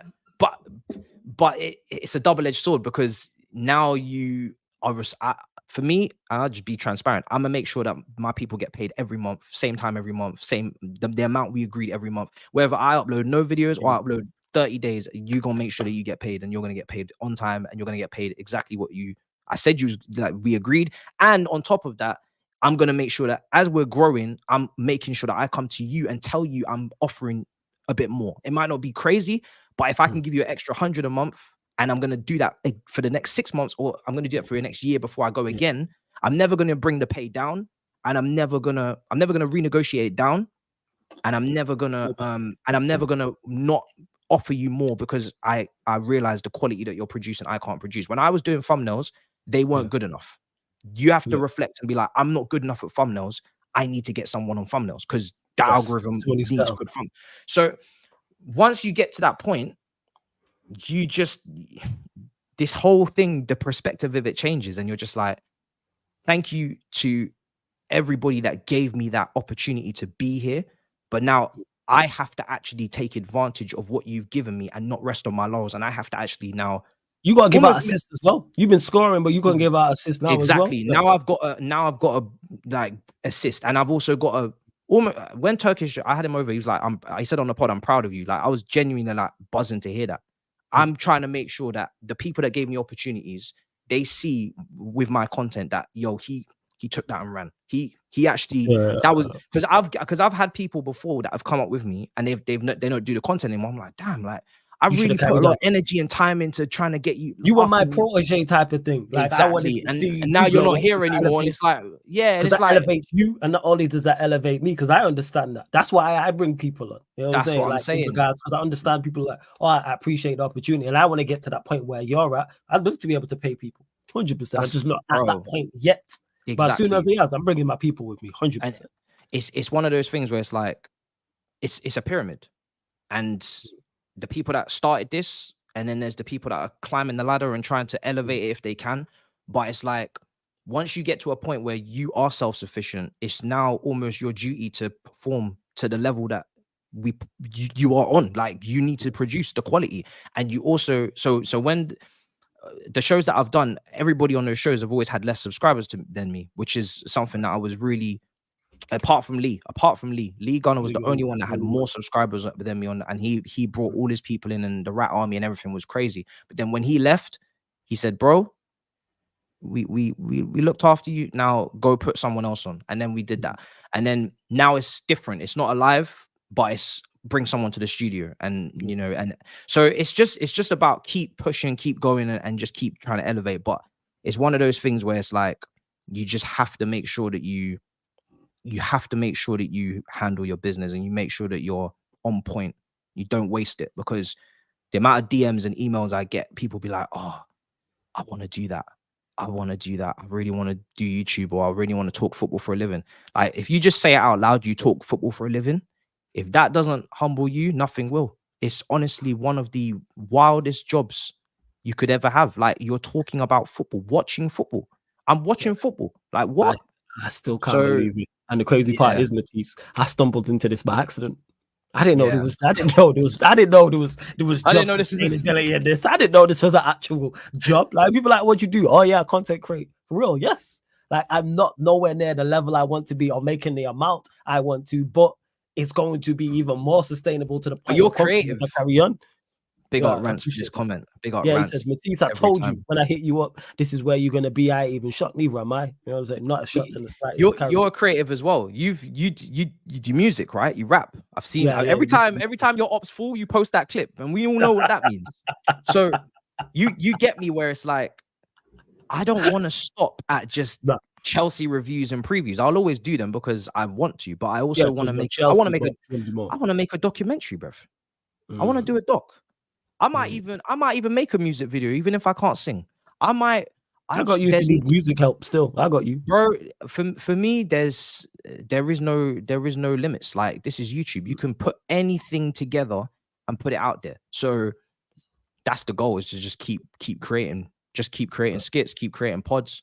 I don't know what I'll do next. I don't know what's where we're going. Content. That's what it is. You just keep trying to elevate the thing, because now we got channels like The Overlap, and we got channels like the Real Football Show, and I mean, there's footballers with channels, there's pundits with content, because they realize that this is where it is. They realize this is where it is. Bro, when I saw Will Smith on YouTube making vlogs, I said, bro, this is not good. bro, there are production companies here, so we must elevate. Like, we just, you know what I mean? And it's not even a thing. You are, even though you don't look at it that way, you are a production company. My TV is a production company, because you producing content. Yeah, at a better rate than some people with double, triple, quadruple your budget. If you're out here pushing out content, you are a production company. Yeah, like, but for real. The fact that they're here spurs me to make sure that I just keep leveling up, because I mean, the audience is there. They can pick and choose who they want to watch. So I have to make sure that I just, if I have the means to, I must elevate. I must just continue to keep producing as much quality as possible, and just keep the same people. Because when I'm doing this pod, like, I want you over, I want, you know, Rants over, I want everybody over. Like I said, we're gonna make that happen. It's the same people, but it's just, I want to just throw it up there. I want the quality to just be on a madness. I want people to be like, raw. Now this is mad. It's gone from here to here. Do you know what I mean? So yeah, man, it's just, there's just so much work to do and not enough time. There isn't enough time. You hit the nail on the head when you said clone. I wish I had a twin. Oh Lord of mercy, I wish there was two of me. I wish there was a twin, bro. I wish I had a twin that could just be on point and do all the extra stuff. Because if I had a twin, I would vlog. I don't like vlogging at the games. I did it the other day because I feel like I do it better in a group. But imagine now if I could vlog at the game and then I could have my twin doing a watch along at the same time, brother. We would be moving, bro. We'd be moving. I could be at the game, or he could be at the game, and I'm live streaming, and then I could do the live streams, and he could do all the extra stuff, editing, all that type of stuff. Oh, beautiful. I wish, I really do. But before we continue, we're gonna take a pause for the cause, people. Are you not entertained? Sarcasm City TV special with special guest Matisse. Run up the likes. Like check 1 2 1 2. Like check 1 2 1 2. I see how many likes from, because it's still over 280 people in here. Make sure you're still sharing this across all socials as well. Make sure you're following Matisse at all socials.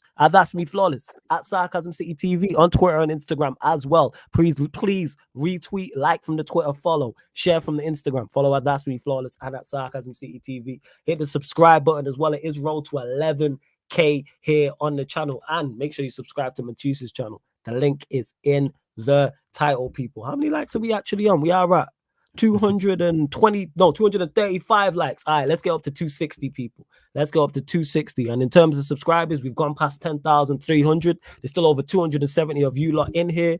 We want 10,320 people, 17 more subscribers. That's what we're looking for. Big up, see, man. You got legends like Rants in the chat. Rants has been in the chat. Sam's been in the chat. The Luda Goon has been here. Tom Little, etc., etc. People, make sure my guy Sheik's in the chat. Make sure you subscribe to Sheik TV as well. Let me just get to a couple more of these super chats as well. And we had the legend that is Nico Jackson in the building. He says, Nico Jackson here. Me or Mbappe. Big up for the super chat, but sorry, it's Killian. I'm sorry, Nico. Yeah, Mbappe, bro. It's Mbappe. I'm sorry, Nico. We ain't gonna tell you no lies. Yeah, we ain't gonna lie to you here at Sarcasm City TV. Big up to our Benz. Big up for the super chat as well. Says respect you both for how you approach your craft. More health, happiness, success. Hey, salute to you, our Benz, man. Much appreciated. Andy says, park video with Narcos song idea. How creativity. All right, cool. Yeah, fair enough, Andy. That was the skit I was mentioning earlier with the walking in the song. Yeah. Madness. Crazy is big up to Lee Slims for the super chat. Hey, big up to Lee every single time. Says big up Matisse, big up Flawless. I follow Mark because his content's quality. Even though he loves Chelsea, he's able to put his bias aside. Hope you continue to grow, bro. Big up to Lee Slims every single time. And he also goes on to say big up for this super chat as well. Lee says, Ma, remember, never quote Drake. I can't remember what I said, but I said something that was Drake related, and it was like, just don't quote it. Day. Yeah, it messed up my whole day. So I just don't quote it. Yeah, man. I like Rant said, A1 content. Love to rant each and every time. He will be here Friday, people, 7 p.m. UK time for his special 110%. But there's still more. Yeah, I mean, there's so much more to kind of finalize on that. Like you said, we are the second wave, right? Yes. And yes, Robbie and everybody that's come through AFTV, Troops and Turkish, and you go to Rants, and you can go to all of these people, Lee and everybody that was the first batch. Yeah. They were the first wave. Like they are the ones that laid down all the foundations. So yes, they're the first United fans, the first Arsenal fans, the first in this space, period. Right? The fan cam era. Yeah, definitely. Yeah, they're the first ones.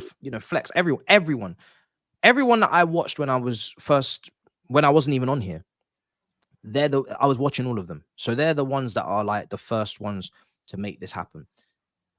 The next wave, not only do we need to match, but we should be able to take it somewhere that it hasn't been. So then the people after can, because what you don't want is the place to be, you don't want it to become stale. You don't want it to become comfortable. And this is the one thing. It's like they didn't knock down all them doors for everybody to just sit in there and do the same thing, sit in their box and not knock down some more doors. So that's one of my big things, is that I don't want all of that door knocking to be for nothing. You know what I'm saying? Because it's up to it's down to the next wave, man. It's down to the next wave. It's very important. Definitely down to the next wave. And that being said, overlap.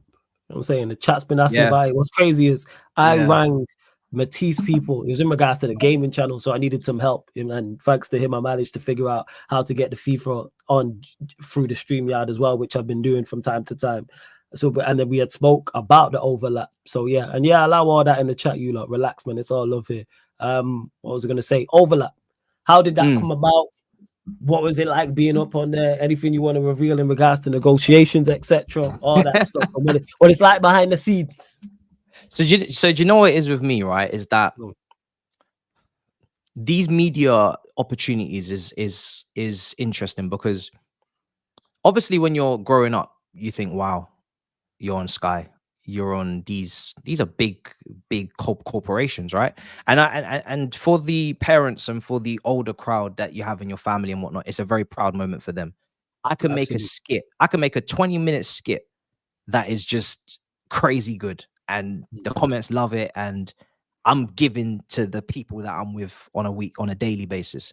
But mum and the granddad and the grandma, they ain't looking at that skit and thinking, yeah, this is No, they do want to see you on TV, and they do, because that's something they can give to the group chats, and that's something that they get really excited about. So even for me, obviously, like when you first go on these things, you are buzzed and you are like really excited. I'm not to say that I'm not buzzing, but I'm also like very aware that they're coming to us for a reason, because we have something to offer. Like, we're not going over there to just be like 3 bags full, you know. We're not going over there to ask for the You're doing something, because they got ex-players there, legends of the game. We know where media is going. We know where the space is going. We see Specs Gonzalez, big him up, you know, massive fan of what they do on Filthy, and obviously what he's now doing on his own platforms. He's on scenes. We know why they brought him in, because he is the culture, right? He's part of the culture. He's quality at what he does. He's funny. They're coming to us for a reason. They're not coming to us because they're doing charity. They're coming to us because we're good at what we're providing. So when I go to these places, it is obviously humbling, and it's exciting, and it's new. And again, it's something different that breaks up my day, and it doesn't just keep everything repetitive. And it's something to, you know, for the family to get excited about, and for, you know, friends that don't watch YouTube football content to see me on TV or whatever. But it's also like, it's also to go there and to kind of, you know, put your foot down and be like, yo, like, I can do this too, yo. You know what I mean? Just to kind of hang with them and show that, you know, we're not a joke, we're serious. So overlap was something that I did because it was something that I haven't done, and I was like, you know, I always try new things, but I do feel like that concept for me, I knew it wasn't going to be best for me, and I knew before going in that I wasn't going to love it as much as I've loved making other types of content, because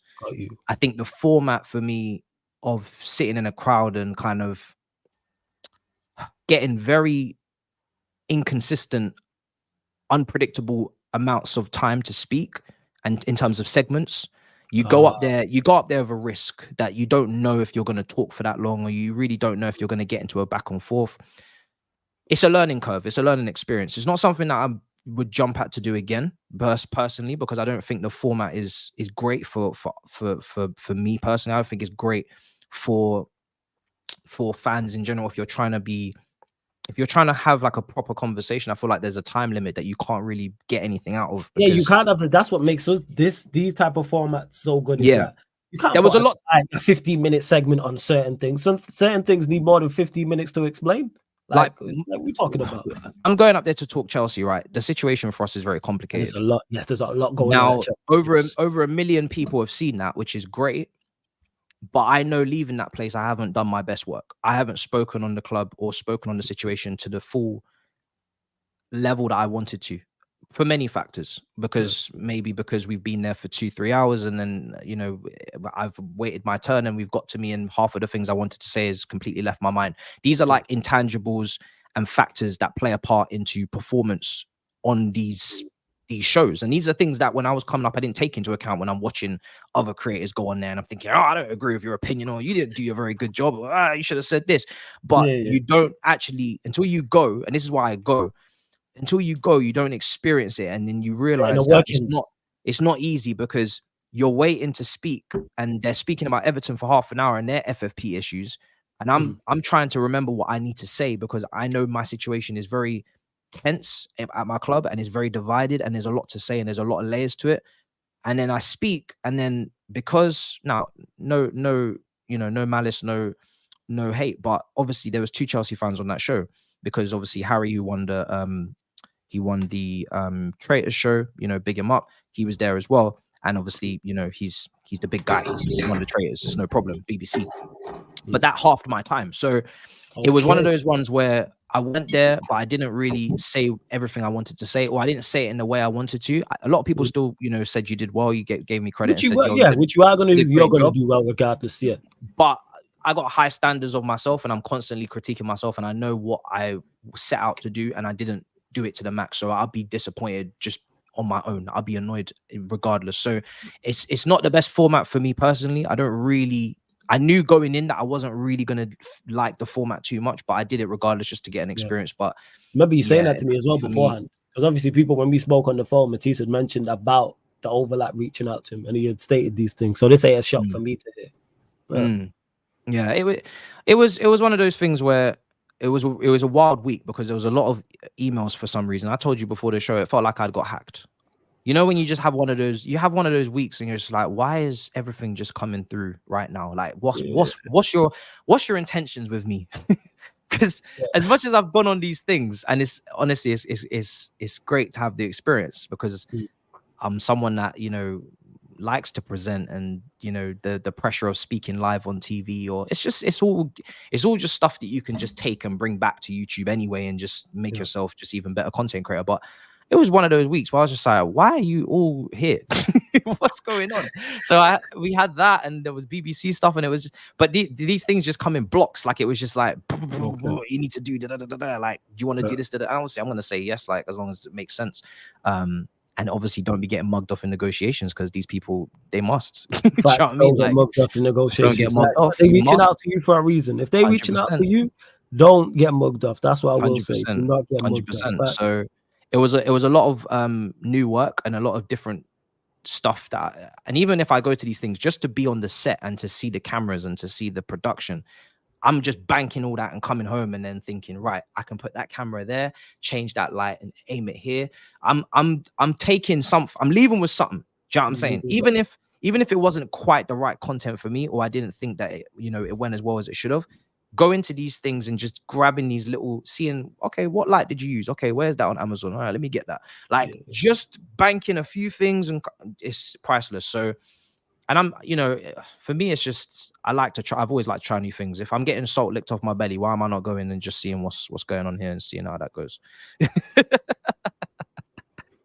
I'm not scared of doing new shit. I'll go. If you get salt licked off your belly by an attractive female, that's probably the right place to be. I want to go skydiving.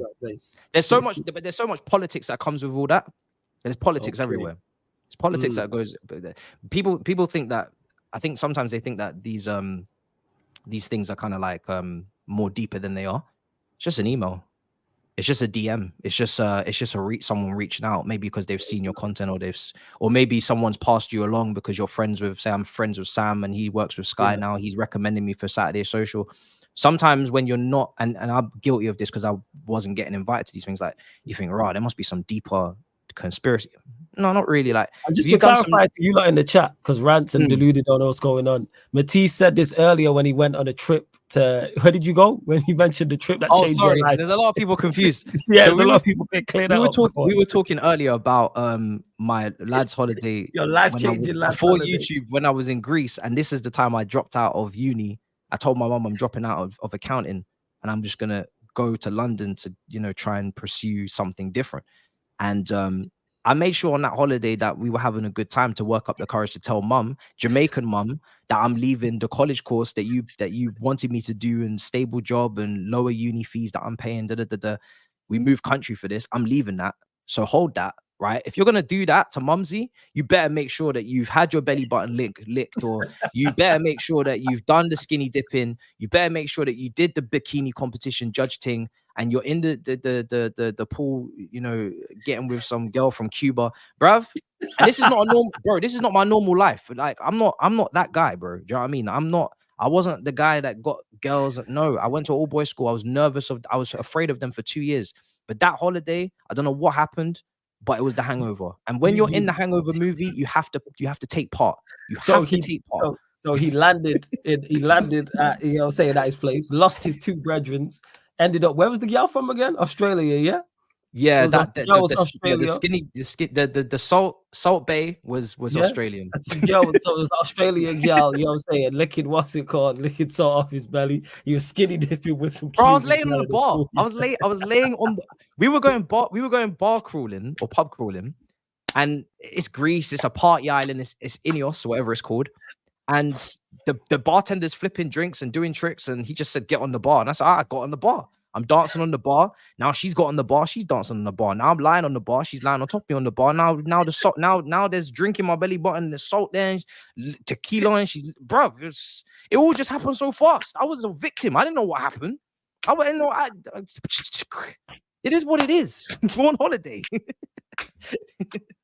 So there we go. He cleared it up, people. He cleared it up.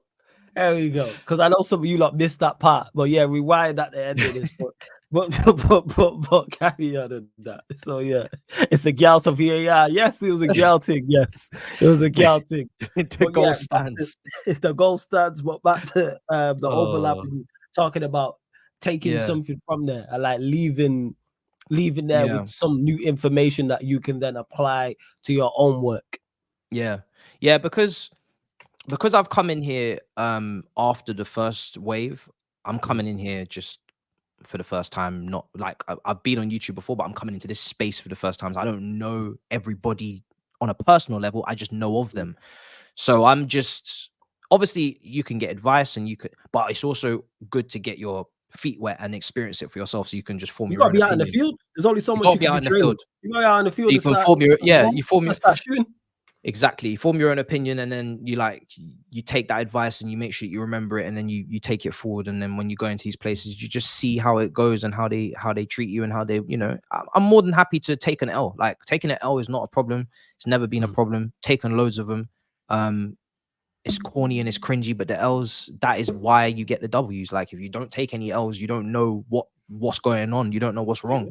So, and I agree going there knowing that I probably wasn't going to like it, and still went anyway, just purely because it's something to just mark down as an experience and take it forward. But yeah, it's one of those things that not really for me personally. All right. That's fair. Anything we've missed out or you want to speak about in regards to your journey so far or currently? Mad. 'Cause I think we've covered a hell of a lot, but it may be something we've missed that you want to discuss. I don't know, a certain moment, There meeting a probably certain is. individual, something. Now, that's fine. Anything else, fam? That is I absolutely don't know. fine. I don't know. Because we covered a lot. We have all the way from the start, people, all the way from the very, very start, all the way up until now, where you see Matisse. What's it like being on the red carpets and getting shouted for premieres? That's what I'm gonna ask. Oh, well, that's just bullshit. That's just bullshit. That's just some BS. I'm not gonna lie to you. That's just some BS. You know what it is, yeah, with that stuff? That's only happened once.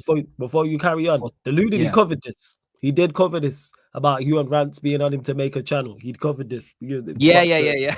See, he's on to me in capitals, he did. in capital letters. He's on. You see, because these brothers were ready. They said, "Yo, hurry up."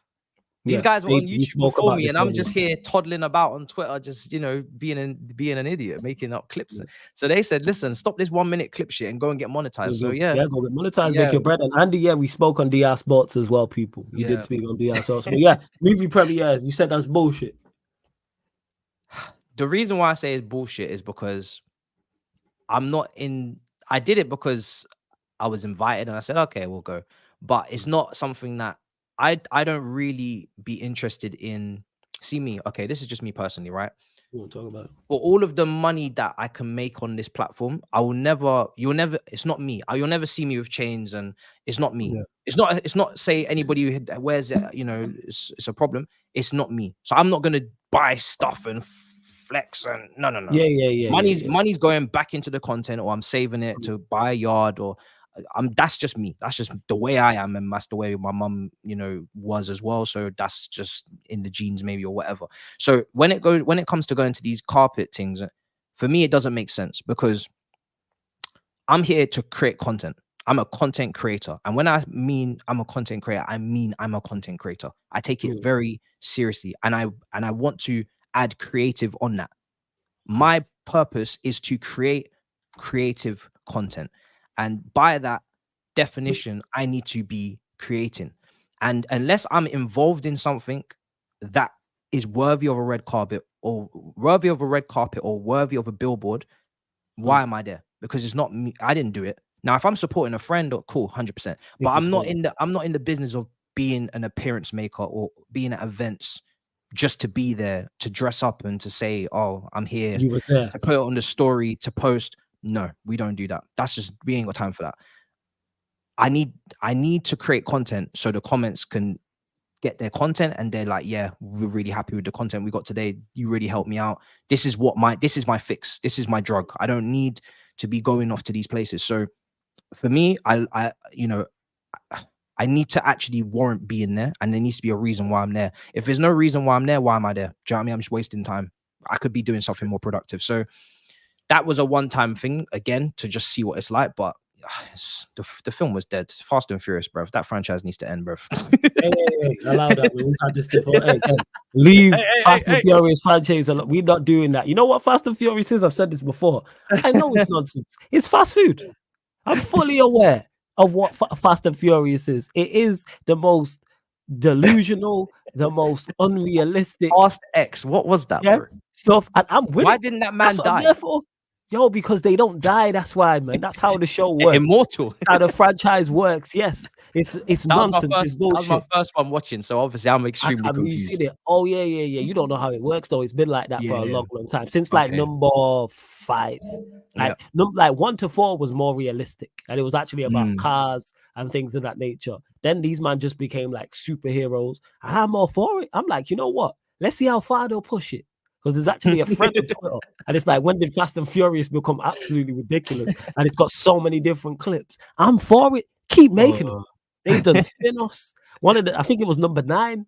I watched number 9 and was confused as shit in the cinema, like where they was in space. They was in a car in space, circling the moon. I still don't know why they was doing that. I'm invested. Let's just carry on. Man are jumping from car to car, catching gal and then just walking it off. I was on one. On a car, jumped off the car, caught the gal, landed on the car, and walked that shit off. I'm like, yes, this is what I'm here for. This is what I'm here for.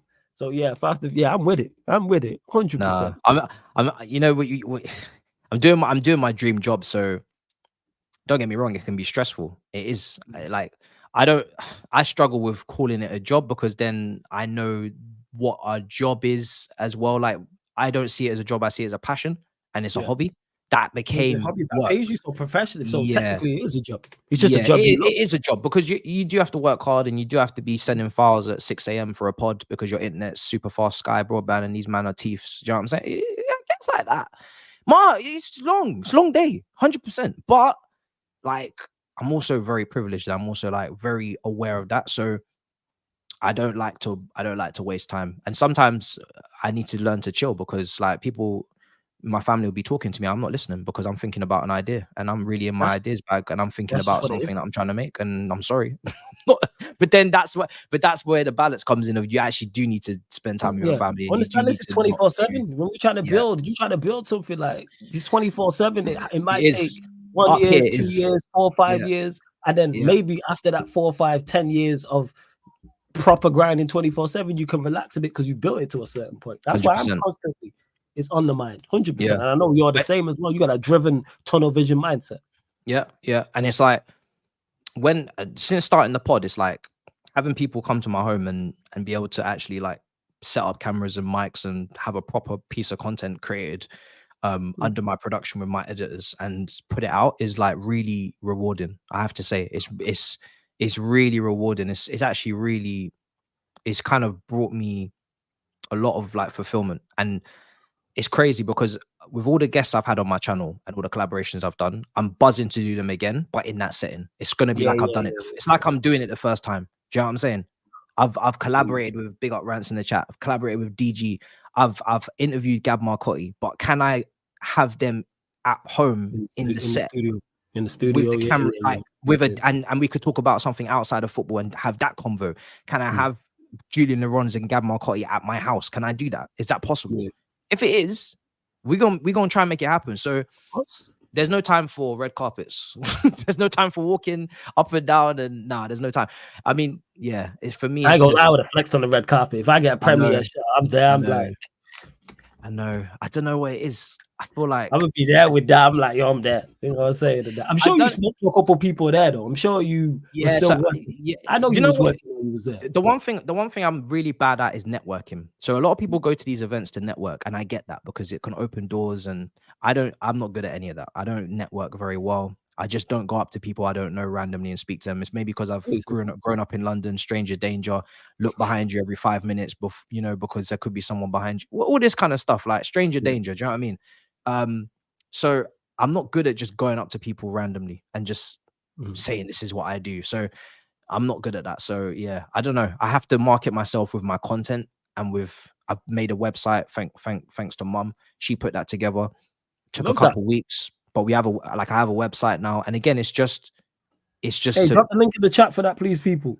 I mean, the website is nothing that the people that watch my content haven't seen. But when you're going to like brands for sponsors, or you're trying to You have to show show people what you've done and what you do, it's good to be able to have that link to send, and it's all professional. It looks great. So I try to, you know, do all of that and do that perfectly, because I know that I'm not going to go into this Adidas event or this and that and talk to everyone. And I'm just, for me, every collaboration has been very organic. It's been kind of natural, and we've just kind of found each other because I heard Hassam on a space and he was ranting and I was laughing, so I DM'd him and said, can we do a Twitch show? Or I've been DM'd. So it's just, I prefer to do it like that. Yeah, I prefer to go about like that. No, that's fair. Well, yeah, Francis saying it's the same now. Matisse, I'm the same. Be great, and people approach you. We not begging a friend. I hear that. I hear that. Yeah, I hear literally. that right each and every time. Literally. Yeah. Which is why when these things come to me, I'm like, cool. I must be doing something right. But I'm never gonna be like trying to get it. I'll just be like, if it's gonna come to me, it's because I worked for it, or they've seen something they like. Don't need to go and chase it. I can chase my own vision and my own development and my own content. I've got enough here, and then the things I'm a part of as well, like Big Six, I've got enough there to work on behind the scenes, and it's become so much admin now, managing editors, and you know, we're doing a Big Six meet up on Friday in Shoreditch, and I've got to manage that and get posters made for that. So much more of what I do now is behind the scenes as well as in front of the camera. It's like I don't need to chase media media outlets for media kind links. of, it's like you're the foundation. They'll come to you. It's not necessary. They'll see you at some point, and they'll come. They'll approach you. Yeah, without doubt. And I hear you, Ranty says, I don't leave my yard at 8 for everyone. Trust me, I hear that, man.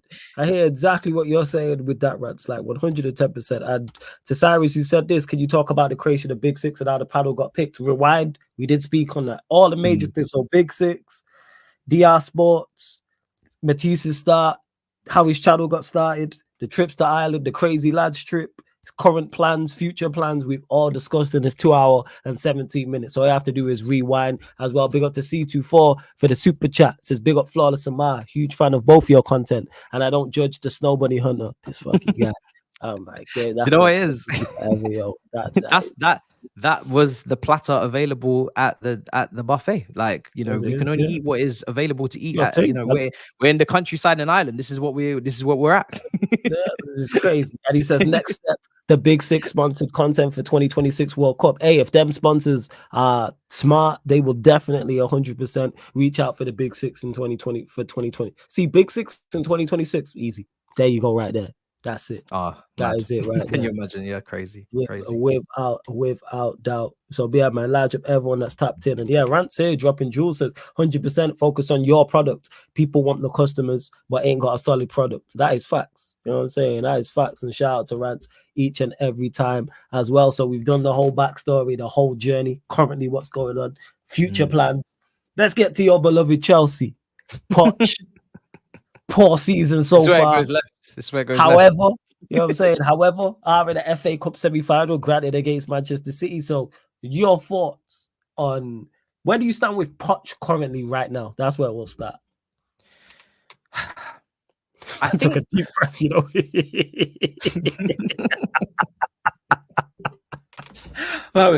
I'm not angry. I'm just disappointed is the word. I think that's the way to put it. I have been angry multiple times after like Man United, Wolves at home, Forest, I think Middlesbrough away. I've had quite a few moments of what on earth are you playing at? Like, I get the hierarchy. That's the main problem. The directors, the extremism on youth, the lack of leadership in the squad, the injury issues. The fact that we're now, you know, owned by a consortium. What are their intentions long term with the club? There's so much layers to this, but just speaking just on him, I sympathize with some of the issues he's had, but I also sometimes look at him and I think to myself, are you a mouthpiece for what's above you, which we don't agree with? And this is where the problem lies, is that for all that we see on the pitch in terms of, we might see some misprofiling, or we might see a style that doesn't really make sense, or what is the style, or, you know, why are you not doing this, that, the third? I think the bigger, more worrying picture is, are you a mouthpiece for someone that we are really going up against which is behind the scenes, and what are their intentions with our football club, because the trust is earned, it's not just given. And we don't know these people because they've not done anything for us. They've just come in. And you can spend the money and amortize it over 5, 6, 7, 8, 9 years. And we know what that means business wise. Are you going to spend that money when you can't? And you can't now because Premier League and UEFA have taken action on that rule. You've done your loopholes now. You've bought all these young players. Are you going to give them an environment to develop and to integrate into the team properly, or are you going to just stockpile and sell for profit? There's a big difference. And when you do get the player that peaks, are you going to sell them, or are you going to keep them and build a super team? We don't know. No one has the answers to these questions until we get the results, and the results are very scary because it could go one or two ways. So, and right now it's like, is Poch actually with us or against us? That's the question.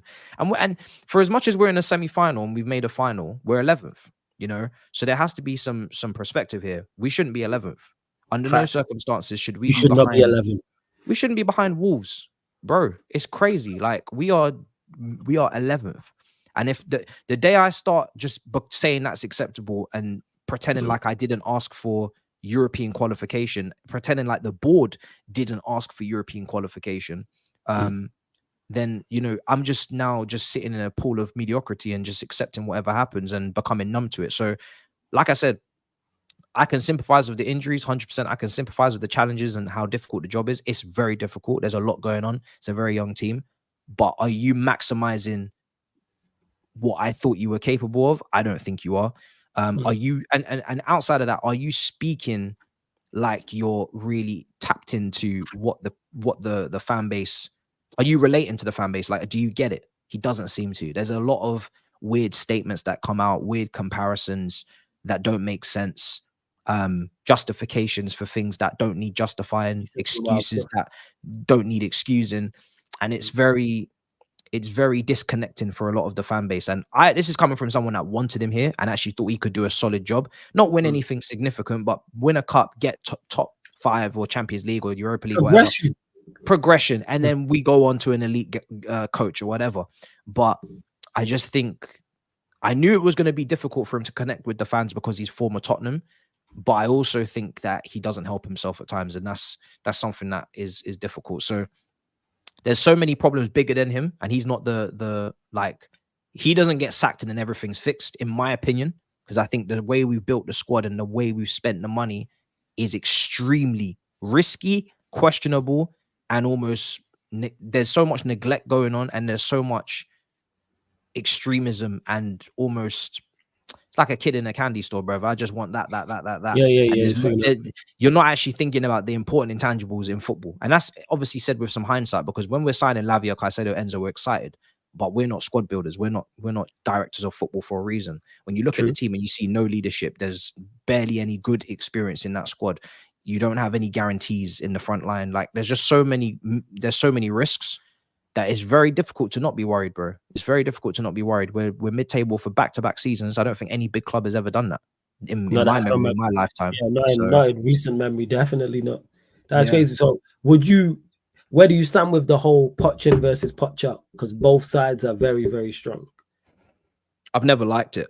Even when, for me personally, it's one of those things where it's like, I personally think he'll have to go at the end of the season, because I've got a baseline that he don't look like he's going to hit.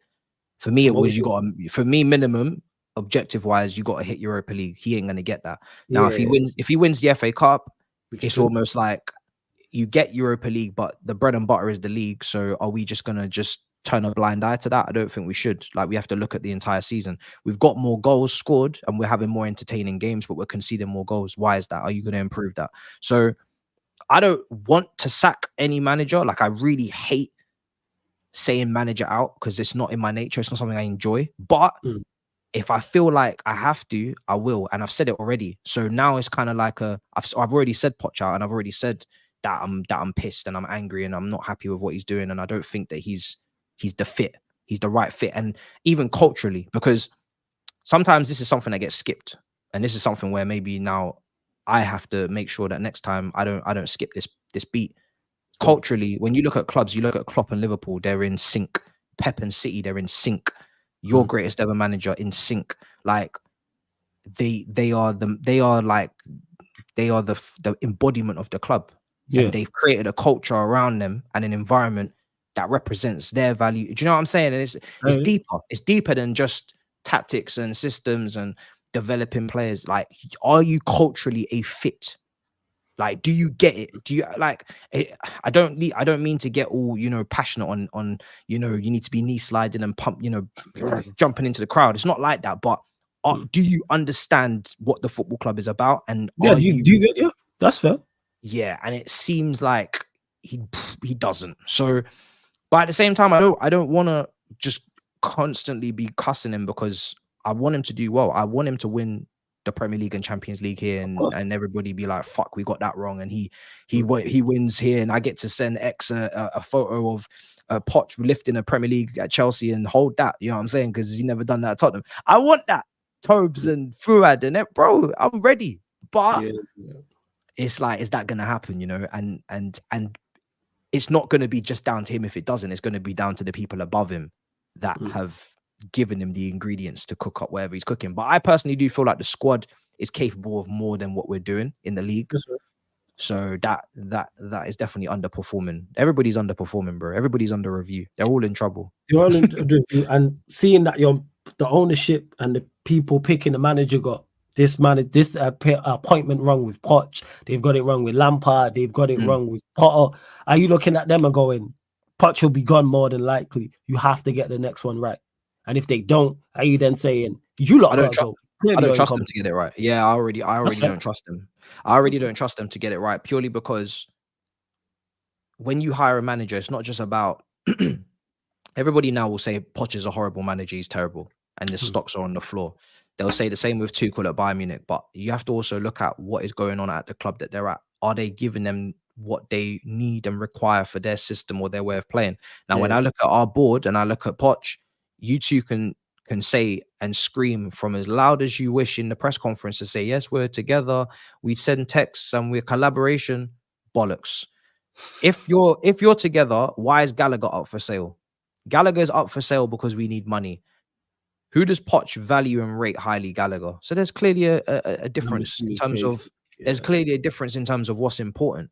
And is Pochettino gonna stand on business and say, I need this player, you need to stop selling players that I rate, even though I personally don't think Gallagher should be starting in this team consistently at all. I think he's a squad player, right? But I'm just going off the perspective of Poch rates him and he's one of his most important players. Why are the board trying to get rid of him? And if you are trying to get rid of him, then clearly you're not working with Poch. So you need to get a manager that agrees with whatever you're trying to do.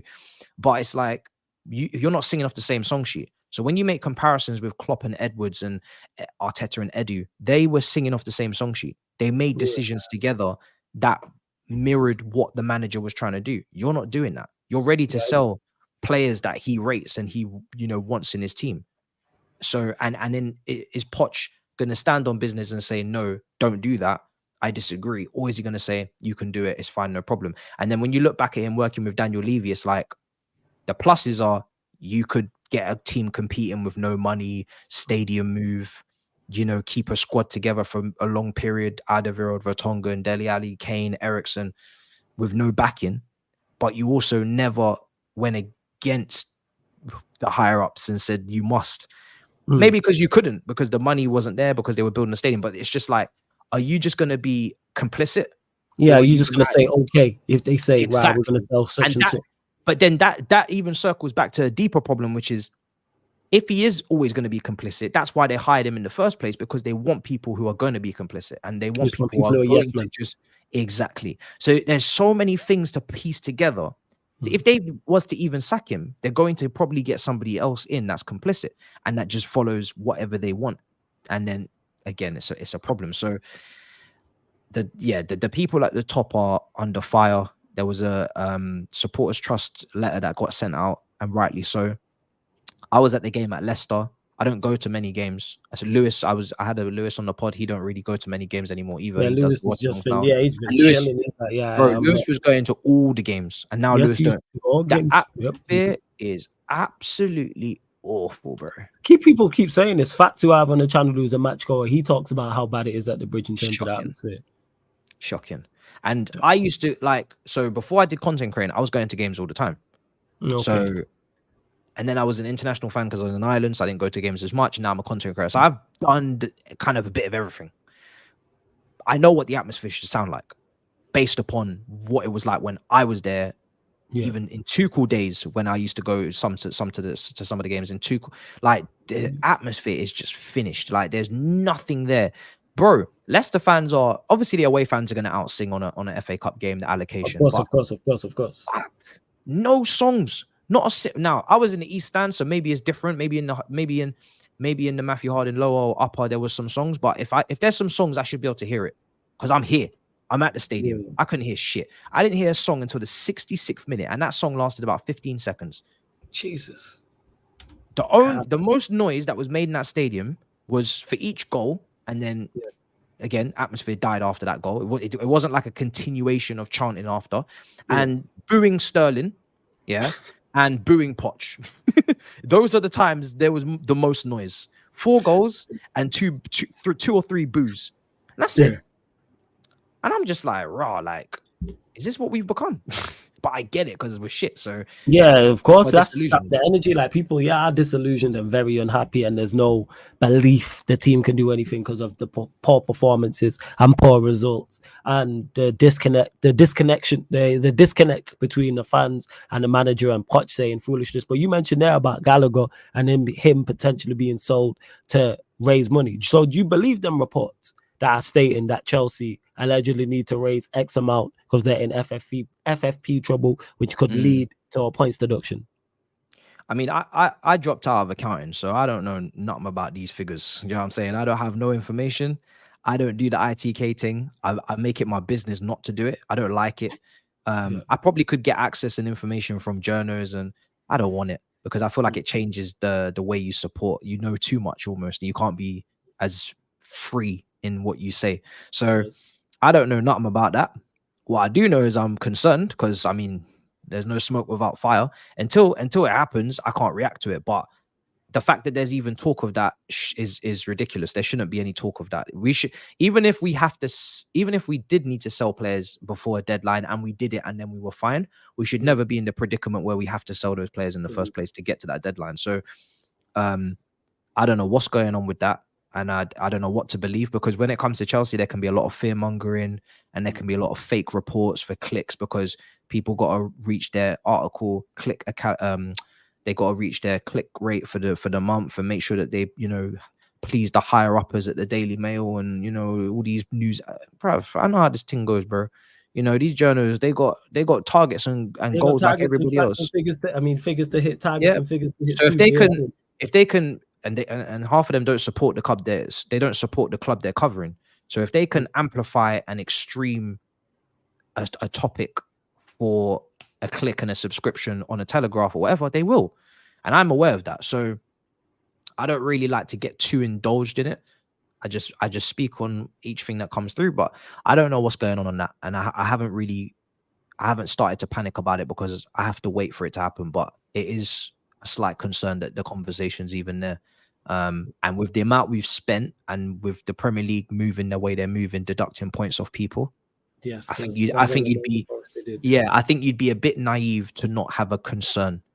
This can the way the books are done, and it backdates to COVID and how much money we can spend because of the lack of gate receipts and the sanctions. There's so much that goes into that decision, and there's so many problems that we've had for a lack of revenue over the years that could be working in our favor, but that only works for a certain amount of time, and I don't know when that time is up. So this is something that only a financial expert in the football industry that can really delve into it and go into it and knows the rule book like that. But for me, the way that Premier League are deducting points off people like there's no tomorrow, it does feel a bit concerning. I see it, and I just thought international break, slow news day. That's what I thought. And I read the article, and obviously articles, it's not really saying they definitely are. So I just took it with a pinch of salt. That's as much as I'd love to see Chelsea with a points deduction, I don't think it happens. Because take 10 points off you lot, relegation battle. Even though I don't think you get relegated. It's all speculation right now.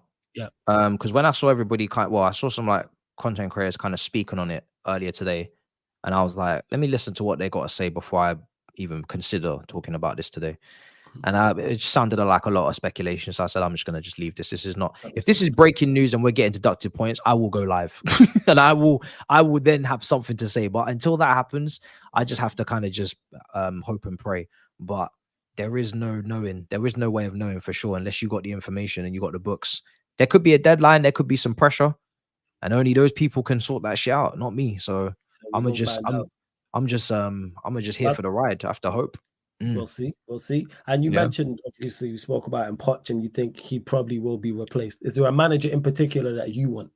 Where you go, yeah, bring him in? Nah, I did a skit on this.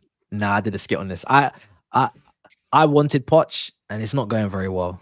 So I have an agreement with the fan base that until he leaves, I'm gonna hold my licks. Yeah, I did a skit with my hands up saying, yo, long day for me. That's where you got it wrong. Like your owners did.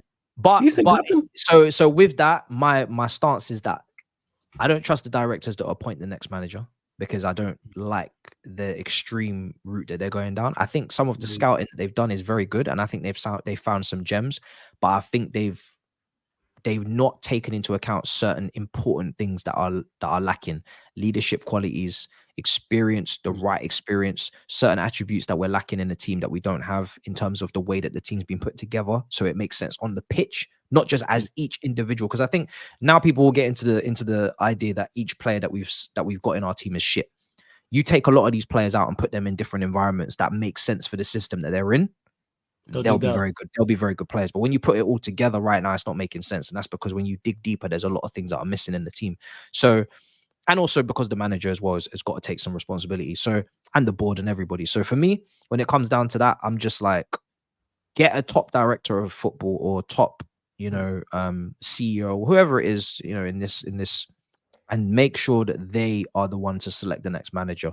And that's how I'd feel most comfortable. Because now, if you look to Edwards and all these, they have to work as part of a team now. It's all about collaboration, and you're not just, the manager doesn't make the signings and everything. So you have to have the right director of football in place to make that appointment. That's all I ask for. The right person making that appointment, and whoever they want, they can go and get. And if they decide to keep Poch, then so be it. But I'm not going to give another manager recommendation after that L. Do you know what I'm saying? Even if I get a manager wrong, I'm still like, all right, we running this next time. Hey, they gonna keep picking managers and probably get it wrong. They pick. I hear that. And Potter back to back. Hey, give yourself another opportunity. So I picked that manager, but I would not pick all these players, and that's my get out. I say, listen, I would not have given him these group of players because I didn't know these brothers before we signed them, because I don't know any of them until they come to Chelsea. Most of them, because they're all scouted. But yeah, for me, I'm gonna just take a sabbatical, take a gap year. That's fair. You know what? I can't even press you about that because you're just being honest. And obviously, I don't know what the hell we're doing. I don't know what manager. So when I go through the managers, there's pros and cons to all of them, and I don't know what we're trying to do. I don't know what we're trying to do. So I can't even pick a manager for this because I don't know what we're doing. Recruitment wise, I don't know what we're gonna come with next summer. I don't know who's leaving. I can't pick a manager for this mess because this is unheard of. This is ridiculous. It's mad. I fully hear what you're saying. And that being said, what I was even going to say after that, yes, you do have an FA Cup semi-final. So your season's not all doom and gloom. It's not all over. FA Cup semi-final versus Manchester City at Wembley. I've already said this as a United fan. You must to stop the juggernaut that is Manchester City. I'm not going to ask you if you're confident, but you have matched up well against City in the 2 league games. Drawing away at the Etihad, drawing the one at home at the Bridge. You could argue that Chelsea should have won them both. Yeah. Does that give you hope, or is it all just like it's Manchester City, they're probably going to beat us? Nah, I'm a hopeless romantic. So when it comes to these one-off cup games, that's where I lose my head, and I feel like we can do it on the day. It's a one-off game. We've drawn with them twice this season. I still have the belief that even against Pep and against Haaland and De Bruyne, we can find a way. Now, it's probably because I haven't had enough shit kicked out of me yet, because it's only 2 years. And 2 years is a long time to be mediocre. But some fan base has been doing it for 10 years. So, maybe when I get to that point, if I get to that point, I'll probably I'll be finished by then. I have no chest for anybody. Some teams ain't won major trophies in 20 years, trust me. But I've said what I said in my last review is there's ballers with bozos. Like, there's some ballers in the team. there's some talent. Like Palmer is having an incredible season. Yeah, Palmer's Carney Chukwuemeka back from injury is a talented player. Jackson, he's not a great finisher, but I really, really rate his attributes, and I think he's a very talented potential player for us. So there's some players that I really, really like. Gusto is another one. I'm still happy with the midfield that we have, even though they cost a whole heap of money and they haven't delivered it back yet. I still think there's a lot of talent there. So the team that we have, there's enough there for me to still have some sort of belief, not confidence, but hope. I call it hope.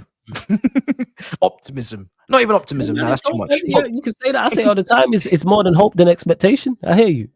Trust me, I hear you. Yeah. So, but we're not favorites, and I don't expect us to beat them. Like I expected us to beat Liverpool in extra time with the players they had out there, because it was Danny Dial, or what was his name? Dan the Man That Can, or Clark from Clark Shoes and McConnell McDonald, and it's a lot of brothers I've never heard of before, and we still lost. So, but I'm not expecting a win against City. But I need a competitive performance. I need some respect, 100%. But we need to win this cup. We can't must. I need you to when you must win this competition. This is all we got left. So we need to win the competition. 100%. You should be you need to get to the final.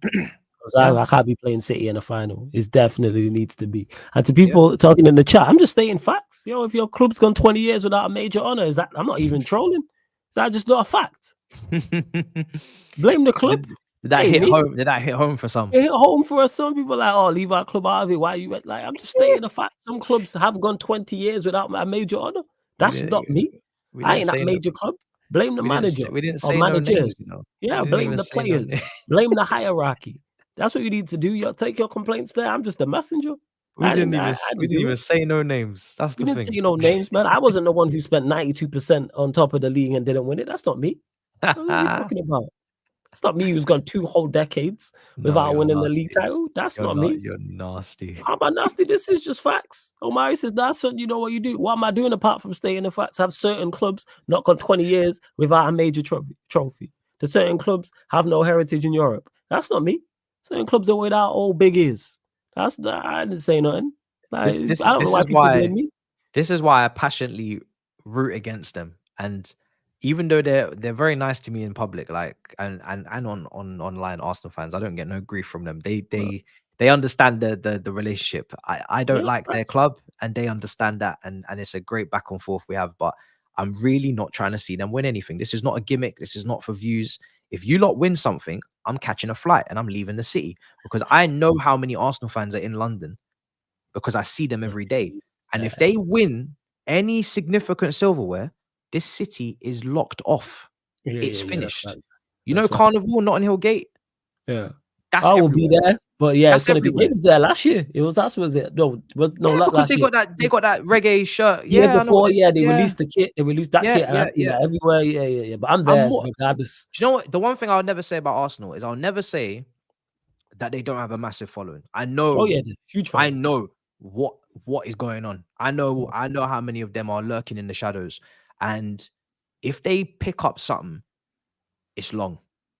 It's very much long. So Arsenal fans, what Matisse is telling you there, and what I'm telling you is, drink the Kool-Aid, believe, back Mikel Arteta. Why are you laughing, yo? This guy. Why are you? I'm being deadly serious. That's what Matisse is saying. What I'm saying, drink the Kool-Aid, back your team, believe in Mikel Arteta, believe in all those individual players. Declan Rice, Bakayo Blood Clot Saka, Martinelli, Jesus, £100 million Declan Rice, Saliba, Gabriel, Ben White, the most informed right back, Gabriel and Saliba, the most informed centre-back partnership in Europe right now. Raya in goal stabilizing. Martin Odegaard, one of the best 10s in form right now in Europe.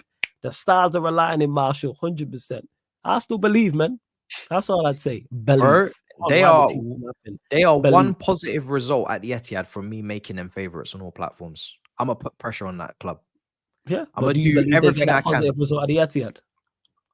No, because I've already sent my oil brothers Manchester City some cash. I've already paid them off.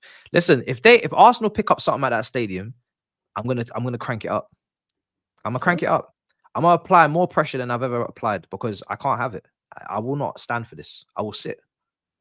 Yeah, we all know they're gonna lose there. But Arsenal fans believe, man. Even if you get a draw there, believe. No, I'm not rooting for Arsenal. I will never root for Arsenal. Same way I'll never root for Liverpool. I'll never root for Manchester City. I'll never root for Leeds. Let me just clarify that. I will not root for any of the 4 ups. Just to clarify. Fuck all that. Troops is watching this and calling you a wallet. I can't lie. I don't know why Troops is on my case when his team's doing well. Who called you a wallet? Nah, frankly, I was saying Troops is watching this and calling me a wallet. He's always calling me a wallet when I say stuff. I'm like, yo, I'm just reporting. I'm just giving my observation on what's going on. That's all. Some are saying Arsenal are favorites for the Premier League. Some are saying Arsenal are definitely favorites to get to the semi-final of the Champions League. Some are saying Arsenal have got it. A famous guy once said, it's all in our hands. That's what some are saying. I'm just repeating what's being said. That's all. Yeah, Maldini, none of him. I'm rooting for the league to be voided. That's what I'm rooting for. I will never root for the ups. I don't know. People are different. Never, ever.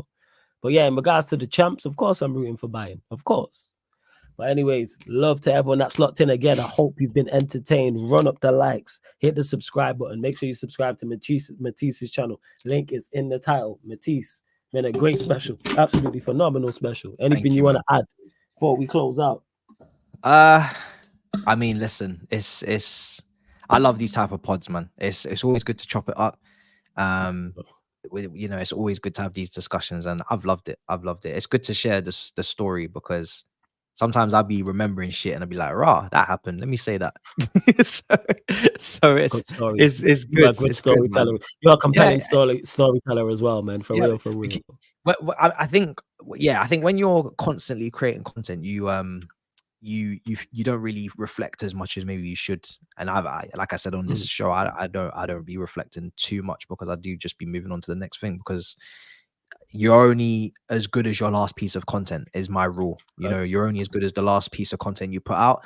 So you got to put out, you know, you got to try and put out your best. So yeah, man, it's good to take a few hours out and reflect on it. And we ran some serious jokes. Yeah, for anybody watching this on playback, of course, we always, of course, me, Matisse on the stream, of course, we gonna run jokes. Without doubt, man. We are 110% gonna run jokes. Without doubt, we are running backs. For real. Hey, Eli, big up to you. I see you lot in the chat. Let me get to any of the last super chats or some of the other comments. Big up to I'm in for the super chat. Says flawless. Mount is a baller, top 3 central midfielders in the Premier League. Big up for your super chat. I'm in. Andy says, did Ten Hag do what Poch didn't against Liverpool in the final? Yeah, because you know Ten Hag's a better manager than Poch, but the bar is on the floor. Like, they're both just not good enough. But hey, we move. And yeah, someone did ask about this. I had someone personally ask me about this in my personal life. Are you bringing back the roundabout show? See, now this is one of those things I want to bring back because it's one of my original pieces that is it was good. But this depends on Saj. And to find this brother is difficult. Yeah, where is Saj? In London, he is it's like where's Wally? You know, it's very difficult to find this particular individual. You have to really search. Sometimes I just roll up to his house on a random and just make sure I just check he's still here, bro. Because he's so difficult to contact. He disappeared because he was on with us, and he linked up for the basketball and then he just disappeared. Bro, he's one of those people. You know, you get people in life that will just be here and then they disappear and then they come back, and he's one of those brothers. But I need him on a pod, obviously, at my house. That has to happen. And roundabout, I would love to bring that back, but he'd have to be there because it don't work as a one-man show. Like, it's better when he's there, and then I get the 2 cameras and we do it like that. But definitely. The UK weather stinks as well, so it's difficult, man. Because when you get Saj back, I want to be a special guest on one of those, man. I want in on one of the roundabout shows. 100%. Yeah. I remember speaking about this before. Bro, it's sick. It's a sick concept. It's inspired by Poet and Vuj when they used to do their content outside. Yeah, that was crazy when they did their content outside. Poet and Vuj used to just. This is what I'm saying. I just watch all these guys. Poet, Vuj, everyone I've mentioned before. These are the ones that started this. Bro, they used to just rock up next to wheelie bins and just start talking. It's mad. They didn't give a damn. Crazy. It was crazy. But big up to everyone here. Obviously, for some of the things that started earlier. Big up to Sunshine. Of course, Star Arsenal says flawless movie like Club Shay Shay every day. It's a different star. Big up to Sasha. Big up flawless Matisse in the chat. Fire episode. Somali Guna says flawless. This is some award-winning podcast. Love these special streams. All about giving people their flowers, man. That's it. Big up to Sheik, who's here as well. And of course, the intro was thoroughly deserved from Matisse. Like I said, man, doing big numbers on his own channel. DR Sports, Sky Sports, Overlap, Big Six. The list goes on and on. And Don C says, flawless, you should look into becoming a host. I've done it before. So yeah, man, man's here. Hey, tell the big companies shout me. Well, I've done 100%. This type of thing before. Tell them shout me as well. I have to drag this brother to London still. Hey, shout me, man. You know you ain't getting the return train home. Yeah, shout me, man. I'm pull up. You already know the vibes. You know what I'm saying? Anytime, shout me. Hey, you say you paying people, I'm there. Shout me. Pattern setting. It's a regular thing. Legit only knew about YouTube from seeing Rants streams. Big up both of you, man. Flawless and Ma. Big up to you as well. Ram, yeah, you said this earlier, says flawless keeps cussing me for not posting content as much as I used to. Tough love, I rate it. Shows that he cares. Facts. I know you're probably not watching, Ram, and you're on here on a regular, but you too good to not be making content. So shout out to Ram every single time. Big up to Sheik as well. Matisse, legend of the game. Facts. Big up to me 3099 as well. Sean saying I'm a fan of yours. Matisse. Josh saying big up creators like Matisse and Flawless for the inspiration as well. Battle of the North, which is a show people love. So at least we did something right. You know what I'm saying? We did. Yeah. Tom Little saying he loves the shows as well, man. Yeah, man. Big up to everyone, man. You lot are all real ones. For real. Lee Slim says we need a Troops versus Tony special debate. Yeah, we might do that at some point. Shout out to Tony though. Obviously he's there. He's been in the chat because he's convinced Arsenal are winning it all. Stars are aligning. That's where the line first got said. It was Tony. He already said this, and I quote: "We are smashing up Manchester City at the Etihad."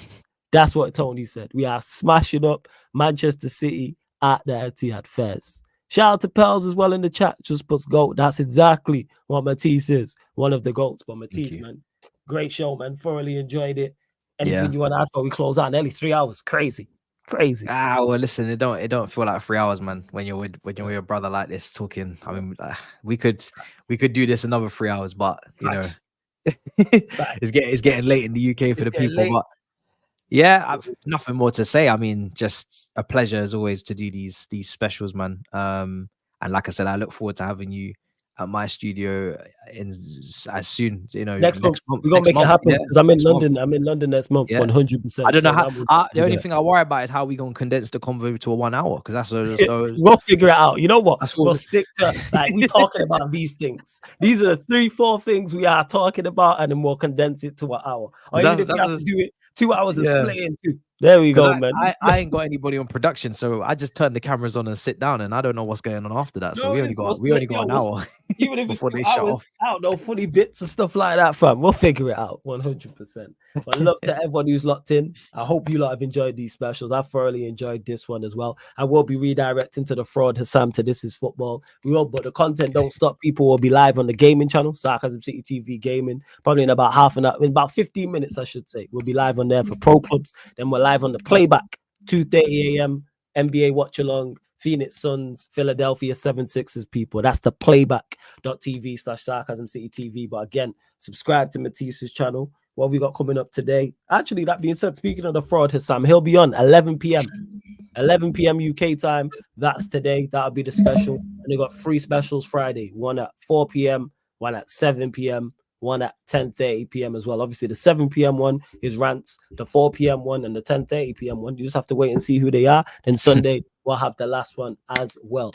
But hey, love to everyone that's locked in. Hope you've enjoyed these specials. Don't forget, they will be available on all audio platforms as well. Spotify, iTunes, Apple Podcasts. But hope to see all of you lot on the gaming channel. Hope to see you for the playback tonight as well, because we're keeping the content rolling.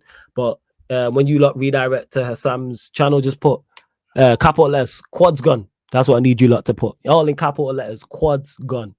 Just like Jurgen. There we go. Quads gun, just like Jurgen. Big up to everyone who's locked in. This has been another Sarcasm City TV special. Special guest Matisse in the building. Thank you very much for tuning in.